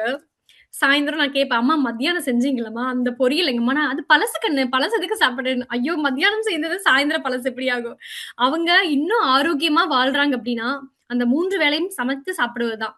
நம்மளுக்கு 3 வேளையும் வாய்ப்பு ரொம்ப குறைவுதான். இருந்தாலுமே அவங்களுக்கு எந்த நேரத்துல எந்த இது கலந்து சாப்பிடணும்னு அவங்க முடிவு பண்றது முழுக்க அவங்க ஆரோக்கியத்தை வைத்திருப்பது சமைத்த உணவு தான் அப்படின்னு நான் வந்து நினைக்கிறேன். பட் இருந்தாலும் இன்னுமே நம்மளுக்கு நிறைய கருத்துக்கள் வழங்க வரப்போறாங்க. அஷ்மிதா ஆசிரியர் அவர்களை சமைக்காத உணவு பற்றி பேச அழைக்கிறேன். இது நம்ம எடிட் பண்ணிக்கலாம் நினைக்கிறேன். நாயகி மேம் அவங்க இது சொல்லிருங்க. ஆமா, நம்ம எடிட் பண்ணிக்கலாம். அவங்கள கூப்பிடுங்க. இந்த பகுதியை எடிட் பண்ணிக்கலாம். அஷ்மிதா அவர்கள் அருமையாக அவங்களோட கருத்துக்களை வந்து எடுத்து வச்சிருக்காங்க. மிகச் சிறப்பு. அதற்கு வந்து என்ன போட்டியா வந்து நம்ம அம்மா சொல்ல போறாங்கன்னு பார்க்கலாம். ஜெயலட்சுமி அம்மா வாங்க. எங்க எல்லாரை விட வந்து உங்களுக்கு இன்னும் வந்து அனுபவம் அதிகம்னு நினைக்கிறோம். உங்களோட கருத்துக்களை கேட்க மிகவும் ஆர்வமாக இருக்கிறோம். சமைத்த உணவே ஆரோக்கியமானதுன்னு பேச ஜெயலட்சுமி அம்மா வாங்கம்மா. அம்மா மியூட்ல இருக்கீங்களாம்மா? அம்மா மியூட்ல இருக்கீங்கம்மா? சரி. ஔவையார் பாடசாலையின் ஆணிவேரே, அறிவுடைய நாயகியே, நடுநிலை தவறாத நடுவர் அவர்களே, அயராது உழைக்கும் ஆசிரிய பெருமக்களே, இணையத்தில் இணைந்திருக்கும் பெற்றோர்களே, மாணவ மணிகளே, அனைவருக்கும் என் அன்பு வணக்கம். நடுவர் அவர்களே, எதிரணியில உள்ளவங்க சமைக்கவே பயப்படுறாங்கன்னு நினைக்கிறேன். தப்பி தவறி அவங்க வீட்டுக்கு போயிட்டோம்னா ஒரு கிண்ணத்துல இட்லி மாவும் பக்கத்துல தேங்காய், பொட்டுக்கடலை, பச்சை மிளகாய் எல்லாத்தையும் தனித்தனியா வச்சு சாப்பிடுங்க, இதான் இட்லி சட்னின்னு சொல்லிடுவாங்களோ, அதான் எனக்கு ரொம்ப பயமா இருக்கு. நடுவர் அவர்களே, உணவே மருந்து, உணவே மருந்துன்னு நாலடியார் சொல்லுது. ஆனா அந்த உணவே விஷமாகிற ஒரு ஆபத்து இருக்கு. சில உணவுப் பொருட்கள்ல நிறைய ஊட்டச்சத்து இருக்கு. ஆனா இயற்கையாகவே சில நச்சு பொருளும் இருக்கு. உதாரணமா மரவள்ளி கிழங்கு, மூங்கில் கிழங்கு. இதுல சயோஜெனிக் குளுக்கோசைட்ஸ் அப்படிங்கிற வேதிப்பொருள் இருக்கு. இந்த கிழங்குகளை பச்சையா சாப்பிட்டோம்னா இதுவே சயனைடு எனும் விஷமா மாறி உடல் உறுப்புகளை செயல் இழக்க செஞ்சிடும். பட்டன் மஷ்ரூம் அப்படிங்கிற காளான்ல அகாரித்தைன் அப்படிங்கிற ஒரு நச்சு பொருள் இருக்கு. இத பச்சையா சாப்பிட்டா இரத்த அணுக்களை பாதிச்சிடும். பட்டாணி, காராமணி, ராஜ்மா போன்ற பருப்பு வகைகள்ல லெக்டின் எனப்படும் நச்சு புரோட்டீன் இருக்கு. இது கடுமையான வயிற்று பிரச்சனையை உண்டாக்கக்கூடியது. ஊட்டச்சத்துக்கே பேர் போன கீரை இருக்கே, அதை சமைக்காம சாப்பிட்டோம்னா என்ன ஆகும் தெரியுமா? அதுல இருக்கிற கால்சியமும் ஆக்சலேட்டும் ஒண்ணு சேர்ந்து சிறுநீரக கற்கள் உருவாயிடும். இது மாதிரி நச்சுப் பொருட்களை வேக வச்சா மட்டுமே இதெல்லாம் அழியும். ஆனா இந்த பொருட்கள்ல நிறைய ஊட்டச்சத்து இருக்கு. சரி, நான் கேக்குறேன், இந்த மாதிரி உணவுகளை பச்சையா சாப்பிட்டு உடம்புல விஷத்தை ஏத்திக்க போறீங்களா, அறவே ஒதுக்கிட்டு அருமையான சத்துக்களை இழக்க போறீங்களா, இல்ல நல்லா வேக வச்சு நச்சை நீக்கி ஏராளமான ஊட்டச்சத்துக்களை உங்க உடம்புக்கு வழங்க போறீங்களா? நீங்களே முடிவு செஞ்சுக்குங்க. நடுவர் அவர்களே, இன்னொரு மிகப்பெரிய ஆபத்தை சில பேர் தான் பேசுறாங்க. நிறைய பேர் எதிரணியர்காரங்களுக்கு கவலையே கிடையாது. அதுதான் நோய் தொற்று. குடிக்கிற தண்ணியை கூட சில சமயம் கொதிக்க வச்சுதான் குடிக்க வேண்டியிருக்கு. சில நிகழ்ச்சிகளை நான் சொல்லணும்.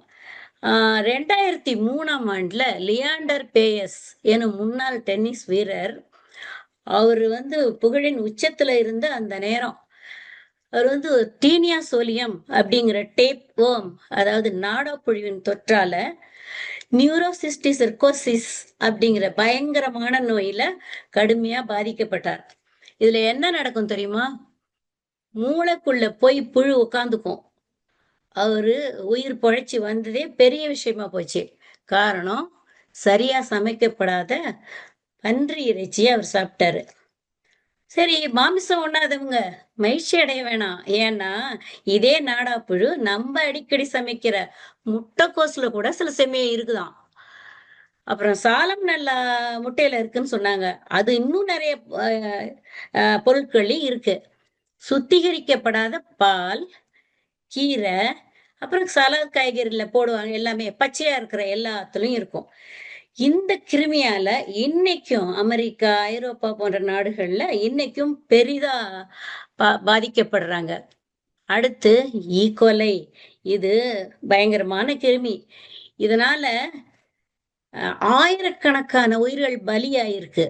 அமெரிக்காலேயே பல நிகழ்ச்சிகள் 2-3 தடவை நிறைய பெரிய பெரிய அவுட் பிரேக்னு சொல்லுவாங்க. ஈகோலை அவுட் பிரேக் அப்படின்னு சொல்லுவாங்க. ஈவன் இந்த நம்மளுடைய மெக்சிகன் சிப்போட்லே மெக்சிகன் கிரில்லாம் அவங்ககிட்ட கூட வாங்கினதுல கூட ஈகோலை தொத்தால நிறைய ஜனங்க அவதிப்பட்டிருக்காங்க.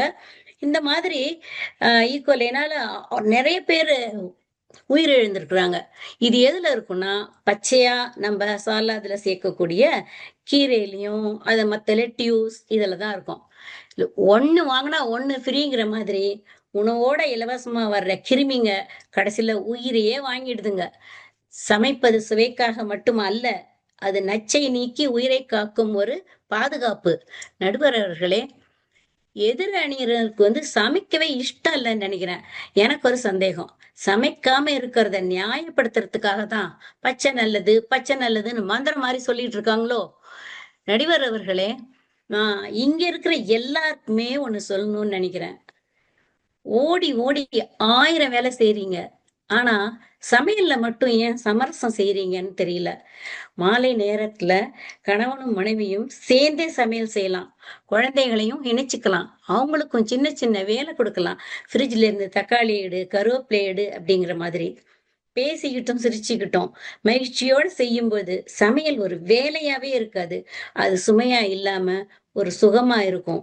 குடும்ப நேரம், அதாவது ஃபேமிலி டைம் அப்படின்னு குடும்பத்தின இனிமையா கழிக்கிற குவாலிட்டி டைம் இயல்பாவே கிடைச்சிடும். அப்புறம் நடுவர் அவர்களே, எதிர் அணியில இருக்கிறது என் நண்பர் சிலருக்கு நான் பதில் சொல்ல வேண்டியிருக்கு. சகோதரி ராஜேஸ்வரி அவங்க அருமையா பேசினாங்க. தாய்ப்பால் தான் உன்னதமானது, எல்லாரும் அதை ஒத்துக்கிறோம். தாய்ப்பால்ல தான் வாழ்க்கை ஆரம்பிக்குதுங்கிறது உண்மைதான். ஆனா அதை மட்டும் நம்பிக்கிட்டு ஆயுசு பூரா இருந்துட முடியுமா? ஒரு குழந்தைக்கு 6 மாசம் ஆனாலே வெறும் தாய்ப்பாலோட நம்ம விட்டுற முடியாது. அவங்களுக்கு வேக வச்ச என்னன்னு கவனிச்சிட்டீங்களா? வேக வச்ச பழம், காய்கறி, பருப்பு, சாதம்னு ஒண்ணொன்னா கொடுக்க ஆரம்பிச்சாதான் குழந்தை ஆரோக்கியமா வளரும்னு மருத்துவங்களே சொல்றாங்க. அப்புறம் என் நண்பர் பிரேம் அவர்கள் சொல்றார், எல்லாரும் பதப்படுத்தப்பட்ட உணவும் கம்மி பேர் போன்ற சப்ளிமெண்ட்ஸே சாப்பிடுறாங்க அப்படின்னு.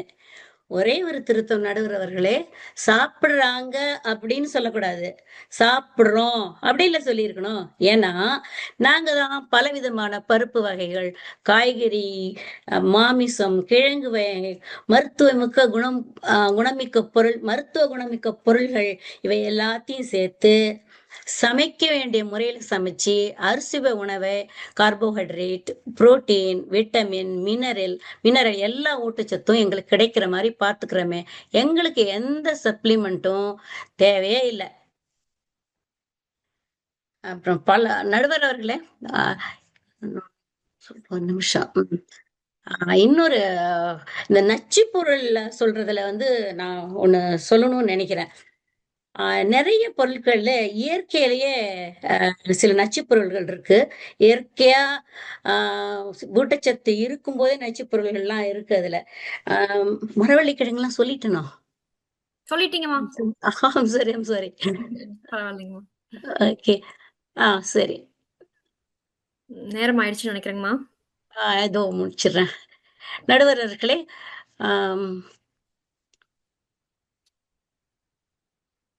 முடிச்சிடறேன், லாஸ்டா சொல்லிடுறேன்.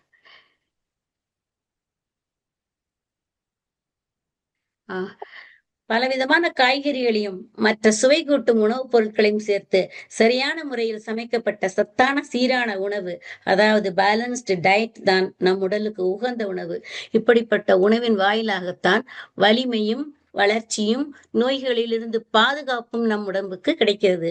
ஆகவே நடுவர் அவர்களே, சமைத்த உணவே ஊட்டச்சத்து மிகுந்த சிறந்த உணவு என்று தீர்ப்பு கூறி எங்கள் அணியை வெற்றி பெற செய்வீர்கள் என்று நம்பிக்கையுடன் விடைபெறுகிறேன். நன்றி, வணக்கம். அம்மா அருமைங்கம்மா, அருமைங்கம்மா. நீங்க மருத்துவரோ? மருத்துவர் மாதிரி நிறைய தகவல்கள் அப்படியாங்கம்மா? ஓ, நீங்க விலங்கியலா? அருமைங்கம்மா. நான் ஒருவேளை நீங்க மருத்துவரோன்னு நினைச்சேன். அது மட்டும் இல்லாம நீங்க எல்லா செய்திகளையும் எப்படி தெரிஞ்சு வச்சிருக்கீங்க, எந்தெந்த செய்தியை எந்தெந்த காலகட்டத்துல கொண்டு வந்தீங்களா, மிகச் சிறப்பா இருந்துச்சுங்கம்மா. ரொம்ப உண்மைதாங்க. என்னோட நண்பர் ஒரு பொண்ணு நான் பெங்களூர்ல இருக்கும்போது ஒரு ரிசர்ச், ஒரு ஆய்வுல இருந்தாங்க. அவங்க மருத்துவ ஆய்வு, பொருட்கள் ஆய்வு பண்றது. அவங்க வேளாண் துறையில இருந்தாங்க. அப்ப அவங்க சொன்ன ஒரு தகவல் ரொம்ப அதிர்ச்சியா இருந்துச்சு. காலிஃபிளவர் அவங்களோட ரிசர்ச்ல முதன்மையா இருந்துச்சுங்க. அவங்க என்ன சொன்னாங்கன்னா, நம்ம பொரிக்கிறது உடம்புக்கு கெடுதல் தான் சொல்றோம். ஆனா காலிஃபிளவர்ல வேக வச்சு சாப்பிட்டாலும் உங்களுக்கு கேன்சர் வர்றதுக்கு வாய்ப்புகள் மிக அதிகம். அது பொரிச்சா கூட அதுல இருக்கிற அந்த கெமிக்கல்ஸ் எல்லாம் போயிரும் அப்படின்னு ஒரு கருத்து சொன்னாங்க. அதுல இருந்து நான் காலிஃபிளவரே சமைக்கிறது இல்லைங்க. அதே மாதிரி பாத்தீங்கன்னா, கேரட் கண்ணுக்கு ரொம்ப நல்லது. கேரட் நீங்க ஒரு பழச்சாரா போட்டு குடிங்கன்னு சொல்லுவாங்க. ஆனா பாத்தீங்கன்னா, நம்ம பூமிக்கு கீழே விளையிற அதிகமான காய்கறிகள், உருளைக்கிழங்காகட்டும், மத்த காய்கறிகளாகட்டும், அதிகமாக அவங்களுக்கு உரங்கள் கொடுக்கிறோம். நம்ம எந்தெந்த காய்கறிகளை பச்சையா சாப்பிடணும்னு நினைக்கிறோமோ, அதோட நீங்க பின்னூட்டத்துல போயிட்டு என்னென்ன மாதிரி அதுக்கெல்லாம் உரங்கள், பூச்சிக்கொல்லிகள் கொடுக்குறோம் பாத்தீங்கன்னா, மிக அதிர்ச்சியா இருக்கும். நம்ம பச்சையா சாப்பிட முடியாது. அந்த ஆய்வெல்லாம் பண்ணோம்னு வச்சுக்கோங்களேன், கொஞ்சம் கடினமானதுதான். சிறப்பான கருத்துக்கள் எடுத்து வைத்தீங்கம்மா. ரொம்ப ரொம்ப நன்றி. அடுத்தது கடைசியாக சமைக்காத உணவே சிறந்தது அப்படின்னு சொல்ல பாண்டியன் ஐயா வராங்க. பார்க்கலாம் அதுக்கப்புறம் நம்ம எப்படி தீர்வை வழங்கலாம் அப்படின்னு. ஐயா வாங்கய்யா, பாண்டியன் ஐயா. யாம் மறைந்த மொழிகளிலேயே தமிழ் மொழி போல் இனிதாவது எங்கும் காணோம். என்ற என் பாரதியின் வரிகளோடு என் தாய் தமிழுக்கும் ஔவையார் பாடசாலையின் 6வது ஆண்டு விழாவை கொண்டாடுவதற்காக இணைய வழியில் பொங்கித் ததும்பி கூடியிருக்கின்ற குழந்தை செல்வங்களுக்கும் ஆசிரிய பெருமக்களுக்கும் தன்னார்வலர்களுக்கும் மற்றும் எங்கள் பட்டிமண்டப நடுவர் அவர்கள் பெரியநாயகி அம்மையார் அவர்களுக்கும் என் அணியில் இருக்கும் ஊட்டச்சத்து மிகுந்த நண்பர்களுக்கும் எதிர் அணியில் இருக்கும் ஊட்டச்சத்து குறைபாடுள்ள அன்பர்களுக்கும் இனிமையான இந்த காலை பொழுதின் வணக்கங்களை தெரிவித்துக் கொள்கிறேன். நடுவரமா தலைப்பு இந்த காலத்துக்கு மாதிரி ஏத்த கொடுத்திருக்கீங்க. ஊட்டச்சத்து மிகுந்த உணவு சமைத்த உணவா சமைக்காத உணவா? இதானே? இதுக்கு எதுக்கு எங்க 5 பேரையும் ஏதோ குகை மனிதர்கள் மாதிரி வேட்டையாடுறது மாதிரி எல்லாம் பத்தி பேசிட்டு போயிருக்காங்க. இப்பெல்லாம் சமைக்கிறது வெறும் சமூக வலைத்தளத்துக்கு காணொலியா பதிவேற்றம் செய்யறதுக்கு மட்டும்தான் எங்க எதிரணிக்கு தெரியாம இருக்கிறது தான் கொஞ்சம் அதிர்ச்சியா இருக்கு. இந்த பூமர்களின் தொல்லை கொஞ்சம் தாங்க முடியவில்லை. நடுவரம்மா கொஞ்சம் நான் சொல்றதையும் கேளுங்க. நடுவுல கொஞ்சம் சமையலை காணோம்னு நாங்களே பரபரப்பா ஓடிக்கிட்டு இருக்கோம். இதுல பொறுமையா வேக வச்சு வறுத்து சாப்பிட்டு கொதிக்க வச்சு சாப்பிடுங்கன்னு இந்த 5 பேரும் சொல்றது எனக்கு கொஞ்சம் வேடிக்கையா தான் இருக்கு. மாறுபாடு இல்லாத உண்டி மருத்துண்ணின் ஊறுபாடு இல்லை உயிருக்குன்னு சொல்றாரு எங்க வள்ளுவர் தாத்தா. புரியாதவங்களுக்காக சொல்றேன். உடலுக்கு ஒத்து வரக்கூடிய உணவை கூட அதிகமாக்கும் போது மறுத்து அளவோடு சாப்பிட்டா உயிர் வாழ்றதுக்கு தொல்லை எதுவும் இல்லைன்னு சொல்றாரு. உங்களோட சமைத்த உணவு அளவு தெரியாம சாப்பிட்டா சொர்க்கத்துக்கு போய் தான் பட்டிமன்றம் நடத்தணும். இயற்கையில கிடைக்கிற உருளைக்கிழங்கு கூட பிரெஞ்சு ஃப்ரைஸ்ன்னு எண்ணெயிலையும் உப்புலையும் முக்கி தந்து கம்பி கட்டுற கதையெல்லாம் பட்டிமன்றத்துல பேசுறது. நானும் சின்ன வயசுல இருந்து எத்தனையோ அணிகளை எதிர்த்து பட்டிமன்றம் பேசியிருக்கேன். ஆனா என்னோட எதிரணி இத பட்டிமன்றம் நினைச்சாங்களா இல்ல பயாலஜி வகுப்புன்னு நினைச்சாங்களான்னு தெரியல. அவங்க அணியில முதல்ல ஆசிரியர் மீனா வந்தாங்க. இயக்குனர் சேரன் படம் பார்த்த மாதிரி பனங்கிழங்கு பழைய சாதம்னு பழைய பாட்டு வேற பாடினாங்க. இவங்க இருக்கிறது அமெரிக்கால. இதெல்லாம் கிடைக்குமா? சும்மா பேச்சுக்குன்னு பேசக்கூடாது. விட்டா இந்த போறப்பு தான் நல்ல ருசிச்சு சாப்பிட கிடைச்சதுன்னு குரூப் சாங் வேற பாடுவாங்க போல. இவங்க நல்லா ருசியா சமைக்கிறேன்னு அதுல என்னென்ன கலக்குறாங்கன்னு நான் உங்களுக்கு சொல்லி தெரிய வேண்டாம். நம்ம இந்திய சமையல்களோட முதல் தொடக்கமே நல்லா அமக்களமா நெய் எண்ணெய்ன்னு ஆரம்பிச்சு சர்க்கரை நோய் இருக்கிறவங்களுக்கு சர்க்கரையை அதிகப்படுத்தி ரத்த கொதிப்பு இருக்கிறவங்களுக்கு கொஞ்சம் உப்பையும் சேர்த்து இன்னும் கொதிக்க வச்சு கொடுக்கறது தான் உங்க சமைத்த சமையல். சாப்பிட்ட அடுத்த 2 மணி நேரத்துக்கு மலைப்பாம்பு மாதிரி நிலைய வைக்கிறது தான் உங்க ஊட்டச்சத்து மிகுந்த உணவு. அடுத்து ஆசிரியர் வெங்கட் வந்தாரு. சில பேரு உண்மையை உறக்க சொல்லுவாங்க, சில பேரு உண்மை மாதிரி இருக்கிற விஷயங்களை உறக்க சொல்லுவாங்க. இதுல ஆசிரியர் வெங்கட் 2வது ரகம். அடுத்து அருண்குமார் வேற வந்தாரு. சமையல் அடுப்பை எடுத்துருவேன் அப்படின்னு வேற மிரட்டினாரு. இது தமிழ்நாட்டுல இப்ப நடந்துட்டு தான் இருக்கு. ஆனா இல்லைன்னு சொல்ற மாதிரி எல்லார் வீட்லயும் ஸ்டவ் இருக்கு, ஆனா கேஸ் தான் இல்ல. நீங்க எல்லாருமே எங்க வழிக்கு தான் வந்தாகணும். அடுத்து யசோதை ஆசிரியர் வந்தாங்க. எங்க வீட்டுல எல்லாம் நாங்க செய்யற ரசத்துக்குள்ள தக்காளி தான் இருக்கும். ஆனா இவங்க செய்யற ரசத்துக்குள்ள ஆயுதப்படையே இருக்காமே, ஆச்சரியக்குறியா இருக்கு எனக்கு. நீங்க ஆயுதப்படைன்னா நாங்க யாரு? அணு ஆயுதப்படை. மோதி பார்க்கலாமா? அடுத்து முத்துக்குமாரி ஆசிரியர் வந்தாங்க. எங்களோட சாப்பாடை பத்தி நாங்க என்ன சாப்பிட போறோம்னு ரொம்ப கவலைப்பட்டாங்க. மனசாட்சியே இல்லாம பொங்கல் நல்ல ஒரு உணவுன்னு வேற சொல்லிட்டு போயிருக்காங்க. பொங்கல் சாப்பிட்டுட்டு சாப்பிட்ட இடத்துலயே தூங்குனவங்க பல பேர் இருக்காங்க. சாப்பிட்ட தட்டை எடுத்து வைக்கவே மத்தியானம் ஆயிடும். என்ன கொடுமை சரவணன் இது! உங்களுக்கு கேரட் கடிக்கிறதுக்கு கூட சோம்பேறித்தனப்பட்ட நாங்க என்ன பண்ண முடியும்? மீனையே, அதாவது நம்ம இயற்கையா கிடைக்கிற மீனையே அப்படியே சமைக்காம சூஷின்னு ஜப்பான்ல 100 வருஷம் வாழ்ந்த பெரியவங்க எல்லாம் சாப்பிட்டு இருக்காங்க. கொஞ்சம் முயற்சி பண்ணி தான் பாருங்க, நல்லா சுவையா தான் இருக்கும். அடுத்து அந்த அணியின் நிறைவு பேச்சாளர் ஜெயலட்சுமி அம்மா வந்தாங்க. மாவு அப்படியே குடிங்கன்னு வேற செல்லமா எங்களை கோச்சிட்டாங்க. சில பேர் வீட்டுல செய்யற இட்லின்னு சொல்ற அரிசி கற்களுக்கு அந்த மாவையே அப்படியே மடமடன்னு குடிச்சிட்டு போயிடலாம். Composition of the confusion of the wash fashion of the nation வேற நிறைய கிருமியை பத்தி சொல்லிக்கிட்டே இருக்காங்க. அது ரொம்ப அம்மா நீங்க ஏதாவது பிஹெச்டி ஏதாவது வாங்கியிருக்கீங்களாம்மா? நீங்க மருத்துவராக தான் இருந்தாகணும், ஆனா நம்ம சொல்லிட்டோம் ஜுவாலஜி வேற படிச்சிருக்கீங்கன்ட்டு. அடுத்து வேற அவங்க சொன்னதுல ரொம்ப ஹைலைட்டான பாயிண்ட் கணவர்களோட மனைவிகள் சேர்ந்து சமைக்கணும்னு வேற சொன்னாங்க. குடும்பத்துல குத்துச்சண்டை நடக்கணும்னா இதை செஞ்சு பாருங்க, இல்லைன்னா விட்டுருங்க. சமைக்காத உணவுன்னு சொன்னது நாங்க கற்கால மனிதர்கள் போல் பச்சையா சாப்பிட சொல்லல. நோ ஆயில் நோ பாயில்னு ஆங்கிலத்துல சொல்லுவாங்க இல்லையா? எண்ணெய் இல்லாம அடுப்புல ஏத்தாம எத்தனையோ ருசியான சமையல் செய்யலாமே. பிரியாணிக்கு இருக்கிற ரசிகர்களை விட ரைத்தாக்கு ரசிகர்கள் அதிகம் நடுவரம்மா. ரைத்தா ரசிகர் மற்றும் தலைவர்ங்கிற முறையில நான் இதை உங்களுக்கு சொல்றேன். சமைக்கிறதுக்கு முன்னாடி இருக்கிற சத்தை விட சமைக்கிறதுக்கு பின்னாடி இருக்கிற சத்து குறைவுன்னு எத்தனையோ அறிவியல் ஆய்வுகள் சொல்லிக்கிட்டு தான் இருக்கு. சரி, இன்னும் சமையல் அறைகளின் நிரந்தர ராணிகளாக இருப்பவர்கள் பெண்கள் தான். சுமார் 70% பெண்கள் இன்னும் சமைத்துக் கொண்டுதான் இருக்கிறார்கள். 60 வருடங்களாகத்தான் எங்கள் பெண்கள் படிப்பதற்காக சமையல் அறையில் இருந்து வெளியே வந்திருக்கிறார்கள். சமைத்த உணவுதான் உடலுக்கு நலம்னு நம்பி எத்தனை பெண்கள் இன்னும் சமையல் அறைகளுக்குள் மூழ்கி கிடக்கிறார்கள்.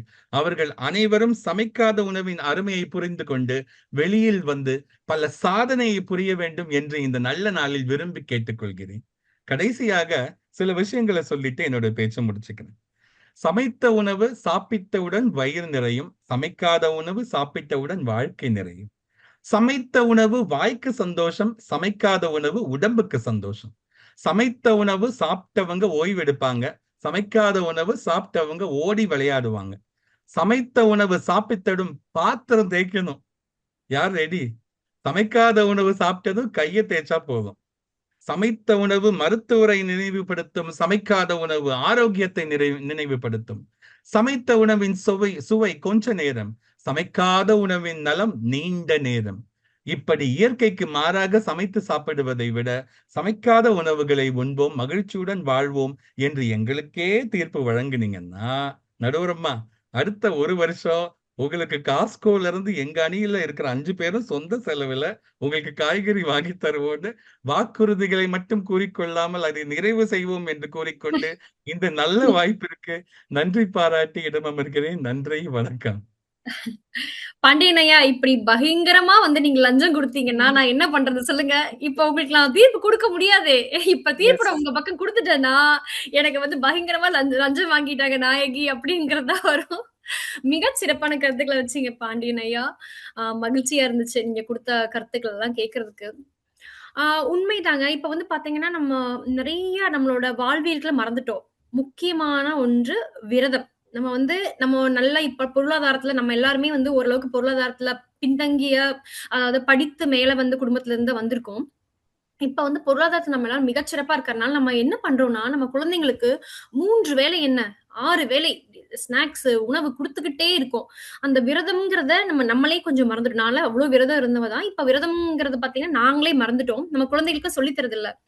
அந்த விரதம் தான் வந்து முழுமையா மாதம் ஒரு முறையோ அந்த மாதிரி வந்து முழுமையா நம்மளோட உடலை வந்து ஒரு ஆய்வு அதுவே செய்ய நம்ம கொடுக்குற டைம். இப்போ நான் வந்து பாத்தீங்கன்னா என்னோட பாட்டி வந்து வருடம் முருகனுக்கு விரதம் இருப்பாங்க. அந்த சஷ்டி சமயத்துல 7 நாட்களும் சமைக்காத உணவுகள் தான் சாப்பிடுவாங்க. தேங்காய் பூ, அப்புறம் அவல் அந்த மாதிரி எல்லாம் கலந்து சாப்பிட்டுக்கிட்டு 7வது நாள் விரதம் முடிக்கும் போது நாங்க என்ன பண்ணுவோம்னா, பழனி மலையில அந்த உடல் உறுப்புகளை இத்தனை நாள் அது சாப்பிடாம இருந்து தயார் பண்ணுவதற்காக பச்சையா சாப்பிடுவாங்க. அதாவது வாழைத்தண்டு விரதம்னு அதுக்கு பேருங்க. நாங்க கொங்கு மண்டலத்துல இருந்து வர்றதுனால அவங்க என்ன பண்ணுவாங்கன்னா, வாழைத்தண்டுகளை போட்டு ஊற வச்ச பாசிப்பருப்பு, அப்புறம் எல்லா பழங்கள், காரத்துக்காக பச்சை மிளகாய், இஞ்சி இடிச்சு போட்டு அவ்வளவு தேவாமிர்தமா இருக்கும். அப்படித்தான் நம்ம உணவையே முதல்ல நம்ம முடிச்சுட்டு அதுக்கப்புறம் நம்ம சமைத்த உணவுக்கு வருவோம். ஆனா இப்ப நம்ம என்ன மாதிரி ஒரு வாழ்க்கை வாழ்ந்துட்டு இருக்கோம். நம்மாழ்வார் ஐயா வந்து தற்சார்பு வாழ்க்கைக்காக அவ்வளோ போராடினார். அவர் இருக்கும்போது அவரோட வேல்யூ பண்ணமா, அவரோட மதித்தமா அப்படின்னா தெரியல.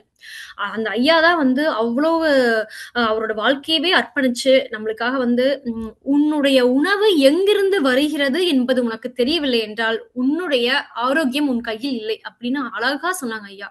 அப்ப நினைச்சு பாருங்க, நம்ம எந்த நாட்டுல இருக்கோம், பொருளிட்டு வந்தோம், புலம்பெயர்ந்து வந்தோம், நம்மளோட உணவுகள்லாம் எங்கிருந்து வருதுன்னு நமக்கு தெரியுமா?